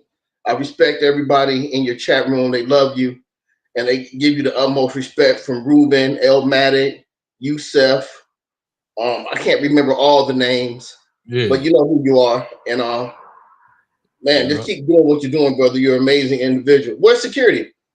Oh, they upstairs securing the real. Yeah, you know what's up when they come down. When they come down. They'll be down. They'll be down in a minute. That's when the credits have to start rolling. Yeah. All right, brother, keep up what you're doing. If DJ comes back, if he finds a charge or anything, I'll be back, brother. Love you, brother. Man, love you too. All right, brother Akbar. Peace. You know what I mean? Peace.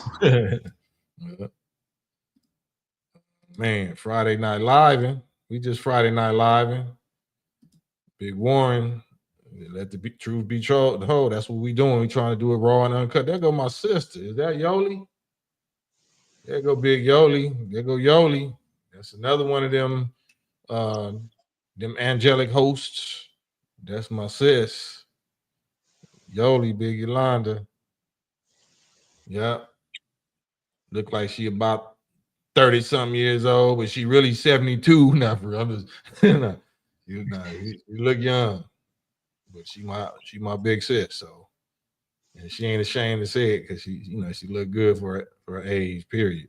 Look good, period, but especially for her age. So Black Guy Protocol, respect is a must. Big Les. Appreciate the platform you providing us. Yeah, this what it should be about, man. It should be about us. It's cool, like if you inspired and hearing me saying something and inspire you, lift your spirits up. But it's even more inspiring when we actually talking.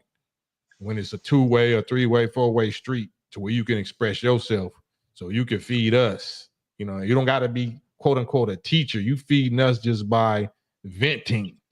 If you vent, that's feeding us. That's teaching us. Just know that. You ain't got to be no scholar, no scientist. You ain't got to know no Bible, Quran. All you got to do is know how to tell the truth about what you're going through. If you tell the truth about what you're going through, that's the Quran. That's the gospel for us. If you present us with a problem, then it's our duty. Like anybody that's a gym rat, a workout freak, we love that. Okay, let's see how fast, who's the quickest and neatest worker at this problem, see how quick we can actually solve it or start, helping, each other to solve it. I love this just because we're not acting rich, we're not acting successful, we're not acting healthy, we're not acting none of that. We got problems and we're gonna solve them together without paying no money to each other and trying to say you my leader or you gotta obey my rules. Nah, we just sharing information, we sharing recipes, and remedies. That's all. We just cooks. We cooks and professional food tasters, and we sharing recipes and remedies. That's it. Yeah, that's real. I always want to keep the stove on. I always want to cook. But yeah, that's real, bro. I want to ask you this, right? When it comes to the Lord's Prayer, right? Like the one they say, who art in heaven, and it talks thy kingdom come on earth as it is in heaven. What is that? Is that talking about that's going to be on the whole earth? Is that going to be in like somewhere in Africa or somewhere here in America? So let me tell you what it means to me. And I'm only speaking for me. I'm not speaking for Minister Farrakhan or the Nation of Islam. This is strictly me. I could be wrong, but this is what has worked for me, right? I know this might seem like it's going to be confusing or whatever, but our Father is Elijah Muhammad. This is who I personally pray to because I believe that he is the God, that was born for us, birthed for us, that the Bible talks about, the Prince of Peace, the everlasting Father. If he's a prince, that means he's under somebody that's even outranking him. But that outranking him, God, made him God of us. So he's our Father who art in heaven. That's Elijah Muhammad. Hallowed be his name, Elijah Muhammad's name. His will be done. His kingdom come, because he has made his will one with the God that brought him up to where he is. His will be done. His kingdom come on earth as it is in heaven, on that wheel in the heavens, or in the highest part of our consciousness. That's heaven. Heaven is just your dome, your kingdom, but the parts that's been locked up. The other 93% of your brain that had been asleep or locked up for the last 6,000 years, the part of you that's really God. So his will be done, his kingdom come on earth as it is in those heavens that he has access to and he's in power of now. So we pray, give us this day, our Father, our daily bread. It don't mean necessarily food to eat, but the spiritual food that you already prepared for us ever since 1934. Give us this day that daily bread, and forgive us our debts and sins, that are debts to him and to each other. And, as we forgive those that indebted to us or violate us. Lead us not into temptation. He would never lead us into no temptation, but don't allow ourselves to lead each other into temptation, and deliver us from our own evil. For yours is the kingdom, Elijah, Father God, the power, the glory forever and ever. Amen. So that's my personal Lord's Prayer and key to my success and health and everything else. I pray to the Honorable Elijah Muhammad. You don't have to. I also pray, of course, to Master Fard Muhammad, but he directed me to Elijah Muhammad. He made Elijah Muhammad the God for us. He's not a jealous God or nothing like that. When we honor Elijah, we honor in Master Fard Muhammad. And when we honor Master Fard Muhammad, we honor the original, the original Allah self, our most high original self. So all of this is us. But we got to identify and recognize and acknowledge the Allah that's alive for us today in the flesh. All the Allahs who had bodies in the past, all of their minds and powers and accomplishments and wills are together, unity and one, and power in the person of the one that's among us today, that can hear our thoughts and can hear our prayers and has the mastery over the power of the forces of nature and everything else in creation. That's Elijah Muhammad now. So that's who I pray to. Make no mistake about it. I don't care what nobody in the nation think or feel or blasphemy or you changing the teaching. Elijah never said that. Well, you ain't got to worry about it. I don't have to answer to you. I got to answer to who I believe Allah is. So that's who I pray to. Hey, that's real. I respect it to the fullest. So I was gonna ask you, let me see what I was gonna say.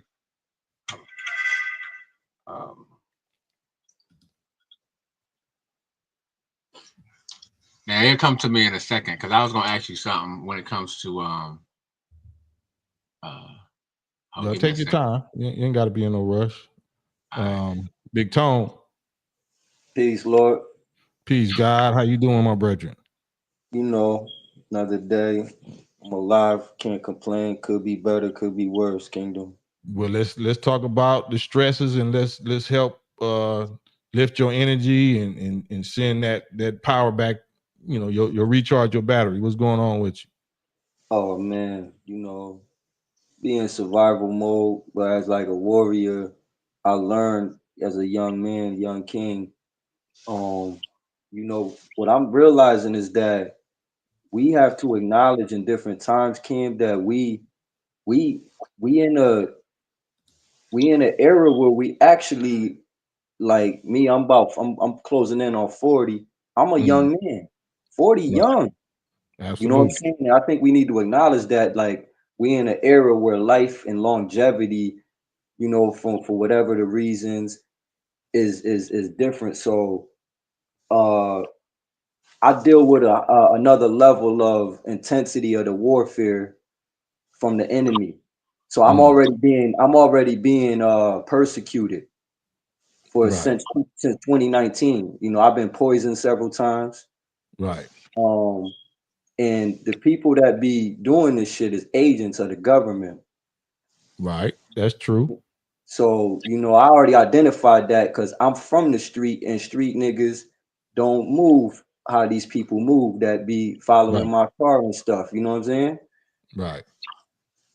So I would like, I don't ever want to be for my brother, but if he moved like the enemy, I will deal with him like the enemy. Right. And you You don't know need to get into unnecessary details, but you're absolutely correct. If that's what it is, then that's what must be done. You know what I'm saying? But is there a way that you can distance yourself from it?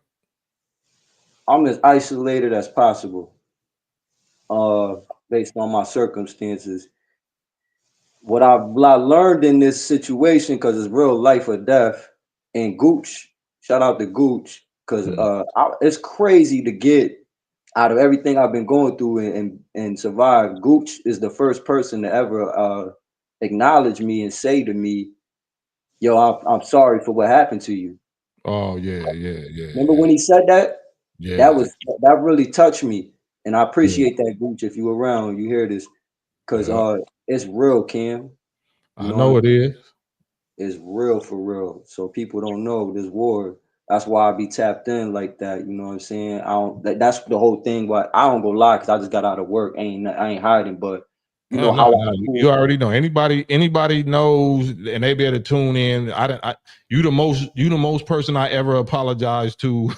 Like Gucci apologized for what somebody else did to you. I've been having to apologize to you for what I did to you. So you VIP. I don't care if nobody see you or not. I know who I'm talking to. So that's why I be wanting to hear just you know, speak your piece, bro. Ain't no right or wrong or whatever. It's I'm just trying to figure out how we can help, even if I'm just a ear to listen to, or if it's something that, you know, you need to help locking in on or whatever. Just let me know, bro. Facts. Thank you. You helping now by just allowing me to speak on a platform, being a brother that you are, a leader that you are, standing on, you know, the principles you stand on. I love how you just strong for what you believe in. It's just so respectable, honorable. You know, even share your family with us, all of that. The transparency, the authenticity I could relate to. You know what I'm saying? So I really just want to salute you and thank you, because this is therapeutic for me, just to be able to be around another God. You know what I'm saying? Right. And I want the people to know that they got to respect you like they respect me. If whatever I see in you and whatever history that we done had over the months or whatever, to where I be quiet when you talk, and every time I see you pop up, I put you on. Everybody that listens to you, I want y'all to listen to him like y'all listen to me, because he really going through it. He really suffered what we suffer. We really, you know, we don't claim the same quote unquote religion and faith or this and that, but we locked in on goal, on spirit, on identity, and all of that. So his pain is my pain, his struggle is my struggle, and I want y'all to, you know, lock in with him also, and send y'all, you know, positive and powerful God will of healing and success and victory towards my brother Jesus King, or Tone also. So that's what we here for, bro. Thank you, brother. For real. That mean a lot, man. It's literally healing, you know, as you speak those words. You know what I'm saying? It don't take much for a man, because we don't have much opportunity. So, you know what I'm saying? Like, we got to get it how we live.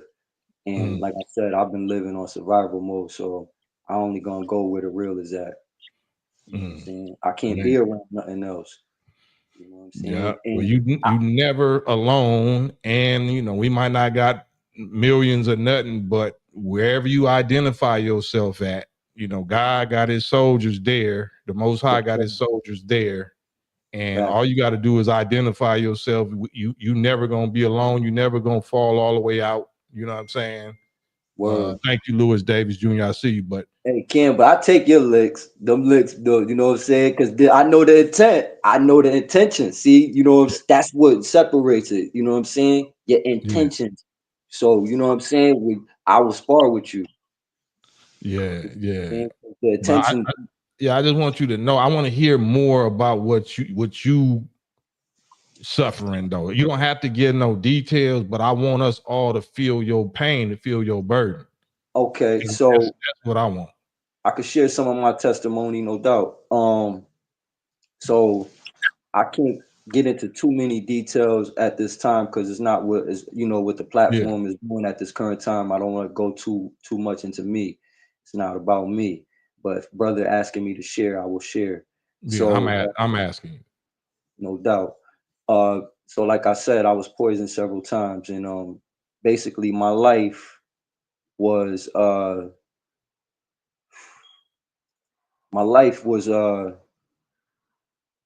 somebody tried to use my life to come up in the beast system. They call those things like sacrifices and stuff. So somebody who I won't say, you know, but think of the person you would the last expect to try something like that. I mean the last. All right, but if you understand those type of things, yeah, it goes like that. So when that didn't work, thank God, it's been crazy ever since. So I've been defending myself, but because of who I am, they never fought against a real child of God. So God been kind of like God. So I'm really with God. So God's stepping in, fighting. They think they fighting just me, not knowing that the Most High using me to take them down in their own foolishness. Because they said in the word that the Most High will basically he pretty much will make the those who believe they're wise in their own wisdom look foolish. You know what I'm saying? He said like a man playing God laugh. Yeah. So that's what I've been, going through, where it's like once I understood, God kind of revealed things. He revealed stuff to me about my protection and how I could lose it, and I said, okay, I know I got the power for real. So these people been using everything they can to attack me. They've tried to use technology like that's that stop your heart. They tried that. They followed me on a plane, like I got chased around Port Authority in New York, Washington D.C., Union Station. Always the police, y'all. You know what I'm saying? So I'll just tell y'all, I don't care about no police at all. I don't care if you any agency. If you come over here, you know what I'm saying? They know that. You know what I'm saying? What's crazy is it's like when you about to do something, they'll stop you, but it's like they'll show their presence like we right here. So like it's like when you about to get busy, they'll kind of show up where you like, you know what I'm saying? But fighting against them, they're diabolic. A lot of people will sell you out for money to get cigarettes. There's no loyalty, and it's hurtful that most of the people that they have. So you said who they using? They using the people that's swore oaths to the secret societies. That's where they pull from. See, in the pyramid scheme of power in the beast system, there's a order, there's an unholy order, and these police officers, the policy enforcers who are basically hyped up slave catchers, they take contracts and they work hand in hand with the Freemasons, who, when you come into that society, the whole harem of Biff ritual is teaching you how to cover up a murder. They murderers. I'm a killer. They murderers. You know what I'm saying? Right, that's right. They don't know the under difference. So a lot of people say Bible say thou shalt not kill. No, it don't. It say thou shalt not murder, because that's what separates killing from murder is intention. When you murder, you playing God. When you killing, you defending God. Accurate. Absolutely correct. That's why when Boy came up here trying to talk that war stuff, I was like, what you talking about? You don't even know consequential reasoning. You know what I'm saying? Which means the ends justifies the means. Right. Right. But my story been war, Kim, and I've been fighting the beast for real. Yeah, you know, well, I don't want to put you out there like that. Man. Betrayal, you know what I'm saying? Betrayal, this is the season of betrayal, and that's heartbreaking, and it's a bitter cup. You know, the stories that's in the Bible is universal. They're not Christian stories, they're not Muslim stories, they're universal stories. Joseph. My shit Yeah. is Joseph. That's if anybody want to make the connection. I'm going through a Joseph trial. Yeah, that has been my same trial, me and my younger brother, and With actually, a little bit of Job. witness is all of them. Actually, I It's mean, I'm all just the gonna kids, say, like Kim, like yo, Kim. That's why I've been saying. I'm like, you making me, yo, this war been ill, bro. That's why I'm like, I don't really care about nothing mm, but the mm. war. You know what I'm saying? Yeah, and we fashioned for it, right? Right, So this world does not accept that reality or that necessity. They don't even want to accept that we at war. They don't want right. to even accept that we have an enemy that, you know. So they run to become friends and make peace with the beast and make love with the beast and become partners with the beast when Mm-hmm. we're supposed to be making war against the beast. Right, And then once those chosen few do step up and make war against the beast, then our own people make war against us. right. And so that letting you know that's not our own people no more. You know what I'm Exactly. saying? Is wheat and tare, is goats and Yeah. sheep. They look Woo-hoo. alike. You think them is the same, but they're not the same. Kim is preaching You know what I'm saying? that holy truth. That's the fire right there, brother. Yeah. Yeah, So your job is just to recharge, try to isolate or keep a distance as much as yeah. possible from them people and recharge your own Mm-hmm. uh battery, your own strength. Get around people of like minds. You know what I'm saying? You can talk to me whenever you feel like, whatever you know. Right. Thank you. Um, and they don't got nothing to do with no Islam or this and that, because you know we universal, even though that's what that means, but we ain't got to talk that kind of talk. Right. I'm into practical problem solve, practical application every day down there. How we gonna solve this? What's the wisest thing we need to do to solve this, and how can I help? You know what Right. I'm saying? Right. So I know I be talking a lot, but I want to hear you. I want to hear from you some more. So you got the Yo, flow. so basically I appreciate that too. Thank you. And vice versa, Kim. You know, I'm over here on the East Coast, Connecticut. That's where I'm from. And you know what I'm saying? Over here, just to put y'all in my perspective, Connecticut doesn't get talked about a lot, but it's a money state. You know what I'm saying? It's a connector. You know what I'm saying? It's a part of the tri-state. It's like, put it like this. We got as much pull. We in a tri-state. We are little as hell, but we got pull like New York. So that should tell you what go on here. You know what I'm Mm, saying? So mm, Connecticut is strong. We're very strong, like attitudes. It's very like like we call it cutthroat. You know what I'm saying? mm, Uh, so out here, you know how you heard of Southern hospitality? mm, It's the opposite here. Like if mm, you in a if imagine like if you in a grocery store and you trying to get out the plaza and you just need a car to let you out, mm, you ain't getting out. So you know how in New York, you ever heard like how you got to drive in New York? You ever heard about that? yeah. So Connecticut is the epitome of that, but in real life motion.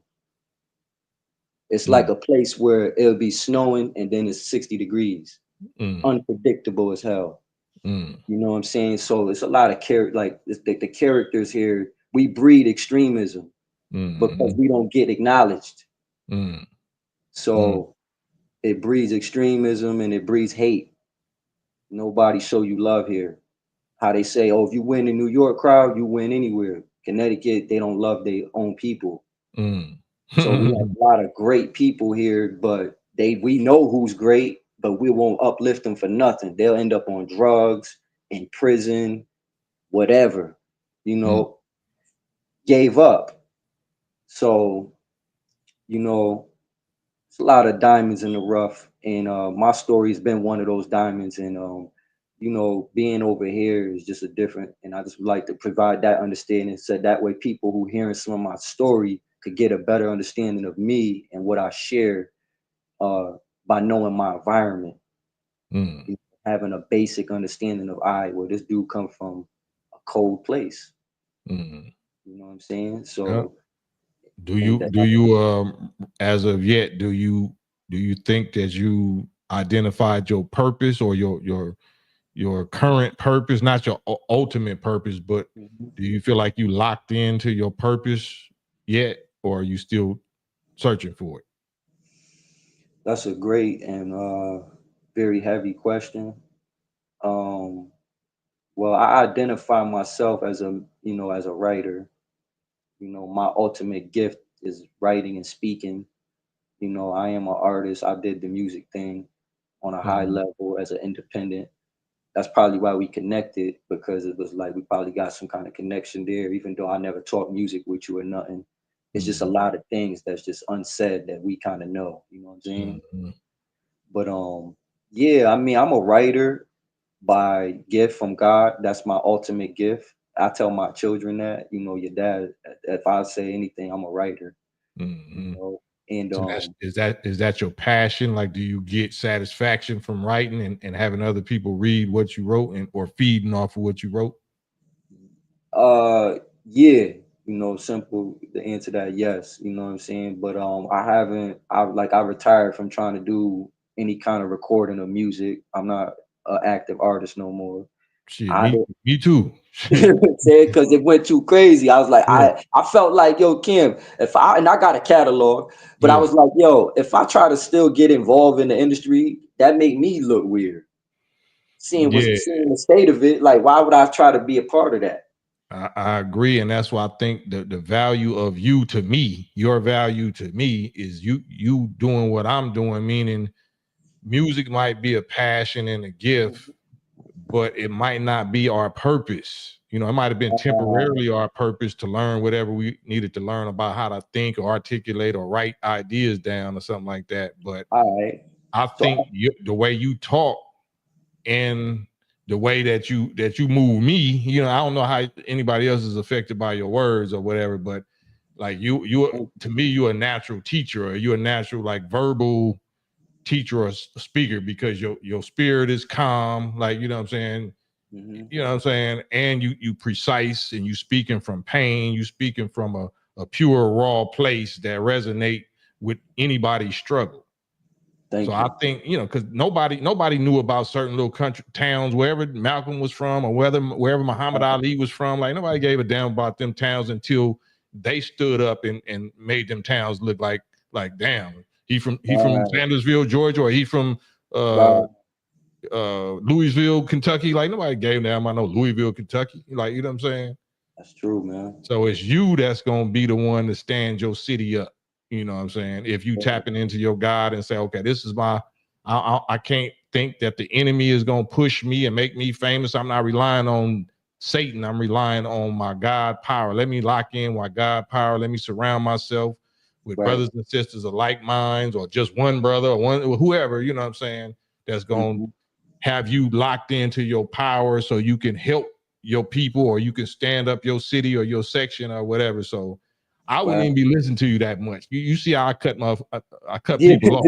Right, no doubt. So you already got something. I can't say I know exactly what it is, but you know, I like to listen to you. So thank you, Kim. Appreciate you, man. I have a lot to share, and I've done lectures and speaking. I'm an award-winning writer. I won a national poetry contest when I was younger, national, and that was based on a topic that I couldn't choose. It was given to us. It was on immigration, which I didn't have a whole connection to in the 5th grade, but I came in 3rd place out of the whole United States. And that was my first revelation that I possibly should be pursuing writing. And I had extensive experiences. I was a troubled student in elementary school, but always really sharp. I was a bad, like I just was a serious little kid. I was so, I had behavior issues because I used to go to school with an attitude from fighting with my mom. My mom would send me to school with the anger with some kind of different anger. So if anybody, I didn't start trouble, but if something happened, I would take it to the next level. You know what I'm saying? So like if a teacher did something, like I done threw chairs, a kid flinched at me, I broke his nose. You know what I'm saying? I got to the point by the time I was in the 5th grade, my desk got moved to the principal office. I wasn't in the classroom no more. I was the only student. Instead of going to class, I would go to the principal office. I did the morning announcements though. I was like, to the person who did the pledge and everything, I would do that shit, then go in the principal office. His name was Mr. Newsom. And I walked around with him. When I graduated elementary school, I signed autographs to the teachers. They was crying, saying, "Don't forget about us." And I was bad as shit, but I was Sprite. But it was just anger from fighting with my mother. But that's what we need to hear more about. I know you probably, that's what we need to hear. Like the reactions to it ain't necessarily what like beating people up and how that turns you. Like that's priceless. But we really want to hear the pain and the struggle and the suffering and the trials and tribulations that you went through with your mom. You don't got to blast her out, but if you could write about it, I ain't saying say nothing right now because I'm just talking about. Yeah, you know what I'm saying? That's what we resonate with, because not that it's your mama's fault. I'm not saying that it's nobody's fault, but we want the laws of cause and effect. We want to know what caused the pain and the problem that we're looking for the solution to. Right. The solution is always found in the cause. So yeah, that's what it was at that time. That's elementary. By the time I hit about middle school and stuff like that, leaving there, I was just more into my looks and girls and still playing sports. Yeah. By my first couple years in high school, I still had the energy, but I wasn't into sports no more. And based on my struggles in my life, whatever going on at home, I was already in the street. So by my what's the second year in high school called again? Sophomore. My sophomore, my freshman year, I was, I did the breakdancing club. That was it. After that year, it was a wrap. I was in the street. You know what I'm saying? And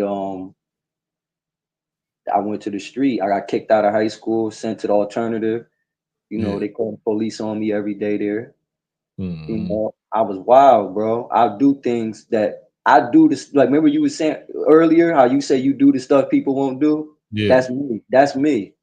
You know what I'm saying? I'm talking about, and I don't mean this. I mean, bro.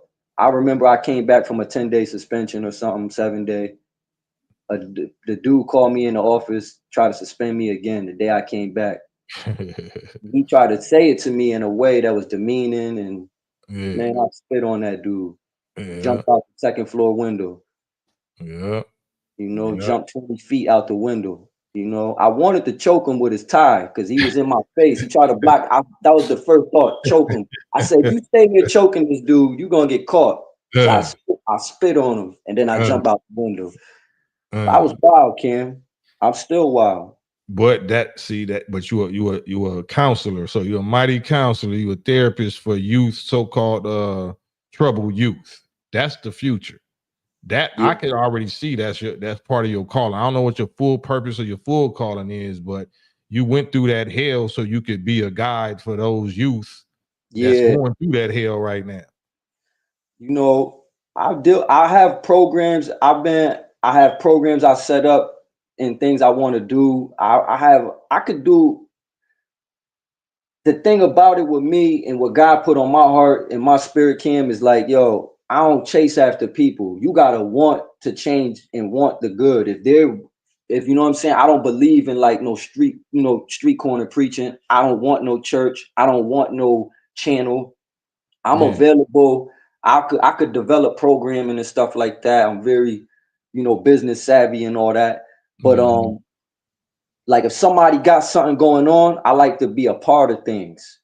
I don't like to make I got you. myself, you know what I'm saying? Like, you know what I'm saying? So I love the youth you know, like my job, my 9 to 5, I'm a custodian. I work in a school. You know, I work in a school second shift. So I clean the schools, and I love going into the high school every day, seeing the kids, and it's cool. And, you know, my son is 18. He just graduated. He's taking the electrician trade. And, you know, I got a meeting with him tomorrow. He's supposed to pull up on me. We got to talk about everything. He's struggling with that trade. And, you know, I wanted him to go to UConn. Yeah, don't even worry about all of that. Focus on the priceless wealth that you got for even having a son. And a lot of people is blind to that. Is because even if you don't have the money to take care of him, and you feel like I can't give him what he should have and all of that, the fact that you have a precious God that you produce, that you able to stress about not having the money to take care of is still a blessing. If you in this world and you don't have nobody worth dying for or killing for or working for, then that's sad. Not saying that you can't go develop that or go adopt or whatever, but you already wealthy. Right. Yo, you know what I'm saying? You get it, bro. You really know your stuff, because that's diamonds and gold, man. And I heard that from my cousin's husband, his Haitian brother, my cousin Mary. He said he treat his kids like diamonds and gold. You know what I'm saying? That's real wealth. You know what I'm saying? Even if me and my children, or me and my wife and children have to starve to death together, we gonna starve together. We're gonna be hugging and crying and thanking God, and we're gonna do it together. Because if you know, if you ain't being fruitful and multiplying, or have somebody that you love, somebody that loves you, that you love is the wealth. Family and love, it don't got to be blood family, but love family, somebody that share the same, you know, mind and spirit that you do, but you got that biologically too, like, you know what I'm saying? But lock in on that. I wanted to share something about that, Ken, because when I was doing my bid in prison, right, I caught 12 years for selling drugs. They gave me 12 flat. I had a crooked Harvard lawyer that I went, because I was referred through by my pops, because he had beat a case for his wife's mother, and the lawyer wasn't good. He didn't have no juice in my courthouse. So I ended up getting railroaded. Now, when I was doing my bid, it was my son's birthday, 2007. I was in maximum security prison. I'm depressed as hell. I'm figuring out, I'm like, what could I do with this depression? Should I go to the rec yard, or should I stay in my cell? I said, man, well, if you stay in the cell, you know you're going to be depressed. So you might as well just go outside. I said, I'm going to go outside and I'm going to play basketball. Something I don't do because it's prison ball. You know what I'm saying? I'm like, I ain't really ball like that. So I was like, I decided I was going to do something different, because I wanted to beat the depression of being my son's birthday and me being in prison. I go on the basketball court. Within minutes of playing in the game, not even like 2 minutes, I got attacked by a spirit. I got pushed. And I got pushed so hard that I had to catch myself with my hand, and I tore off a piece. Like, when I saw the way my skin was hanging, I just ripped the rest of it off. Walked right off the basketball court, walked up to a CO. His name was Nieves, Puerto Rican dude. He was kind of cool. I remember saying, yo, I need to go back to the block. And he was like, nah, man, I can't send you back. I remember I put my hand in his face. He was like, oh, shit. You know what I'm saying? Like, what happened? He thought I got stabbed. And I was like, nah. I said, I fell playing ball. He was like, yo, just go back to the block, because I don't want to do the paperwork. And just tell them to send you to medical. So I went to medical. They was about to put me in the hole. But I got actually attacked by spirits. And when I knew, because if you ever deal with anything spiritual, when you deal with spiritual attacks or revelation or dreams, visions, you have a knowing. You have a knowing. You have a spiritual inclination. You have divine knowledge when you deal with spiritual occurrences. And when I got attacked by them spirits, I knew they was demonic, and I knew they was mad because of what you said right now. Because I was fruit, because I had a child. Right. I knew when I was like, it didn't make sense. But when you deal with something spiritual, you have the knowing. You know what it's about, you know what it is, and you know where it's coming from. I said, these demons just pushed me and they're mad because I have a son. I knew that. And that really happened, because if they could pull the cameras, mind you, it was my son's birthday, which is May 27th. I was in prison 2007, Cheshire Rec Yard in the South Block. So pull the cameras. I ain't no play dude. Right. Hey. Pull the cameras. So that's a, you know, that you get into it. You get into the roots or the causes of certain pains and stresses and trials and tribulations. So starting with, you know, relationship with moms at an early age, and then relationship with your son at his early age. You know what I'm saying? It's, you can see that it has to do with the innocence and the desire to be there as a child, or for a child. Be there as a child the right way, or be there for your child in the right way. Yes, sir. Yes, sir. But yeah, Kim, I'm gonna land my plane unless you want me to speak on something else. I don't want to make the show too much about me and take No, over. I wanted it to be about you for all, you know, this amount of time. My daughter just came, security came down, so you know, yo, I kind of felt that. I was like, yo, it's time to land the plane, Kim. Yo. But she gotta wait. She gotta wait for my brother to, you know. Okay, no doubt. No So, doubt. I'm here though, bro. Anytime, man.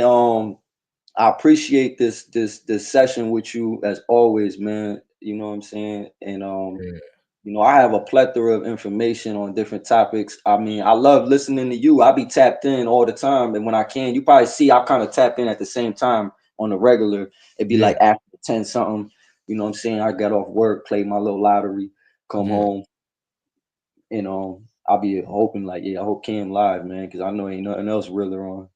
Well, you got a brother over here, man. If you ain't got nothing else, you got a brother over here. You got brothers and sisters over here that tune in also and listening to you, and you seeing some of the chats, some of the comments saying, you know, your testimony and how much, because I know the majority of us have been through the same thing or similar, male and female. Females and suffered the same thing as a child under their mamas, and it led them to, you know, become rebellious and wild in certain kind of ways that females be wild in, you know what I'm saying? But it's the same formula, like whatever antibodies or immunity that you done built up, we need that. We need that serum. We need that vaccine that you got. Okay, Kim. You be talking.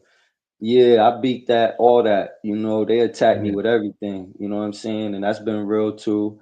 And I got you, man. We could just, you know, anytime you want to speak on a specific topic, you know, I'm gonna let you lead, and then I'll just rock with you because, you know, this your platform. You know what I'm saying? And I ain't, you know what I'm saying, I like to contribute. You know what I'm saying? I play one thing about me as when you're a general, you know, you really the best soldier.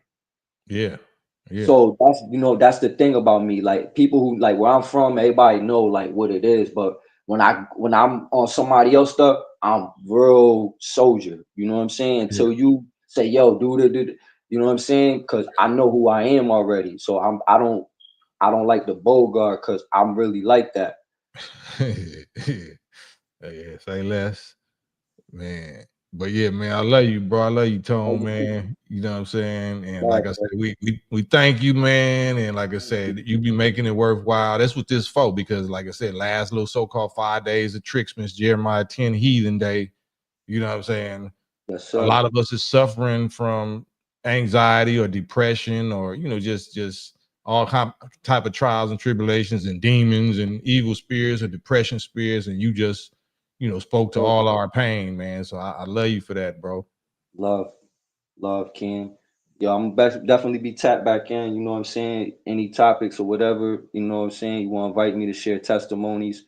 Yeah. It's all healing for all of us as a kingdom. We're going to unite. We're going to fight that beast system. You know what I'm saying? I wanted to share some of the physical and spiritual war, and how sometimes the spiritual could, you know, manifest into the physical. It ain't nothing to fear. You will have the knowing to know where that's not of God. Yeah. You know, and the key is to never move in fear. And also, one of my own things is this. I tell people, I'm black and Puerto Rican. I ain't never Russian. Well, I move at a God speed. You know what I'm saying? We don't rush into nothing. Yeah, that's right. Well, man, on that note, man, it's the campaign trail. You done heard Big Tone, Jesus King. I see my bro Madone commit still there, and you know, until tomorrow, I'll be here tomorrow too on the weekend, God willing, man. You got the last word though, Tone. All right, family. Yo, y'all be safe out there. Y'all keep your eye on the sky because you know it's a lot of things gonna be moving.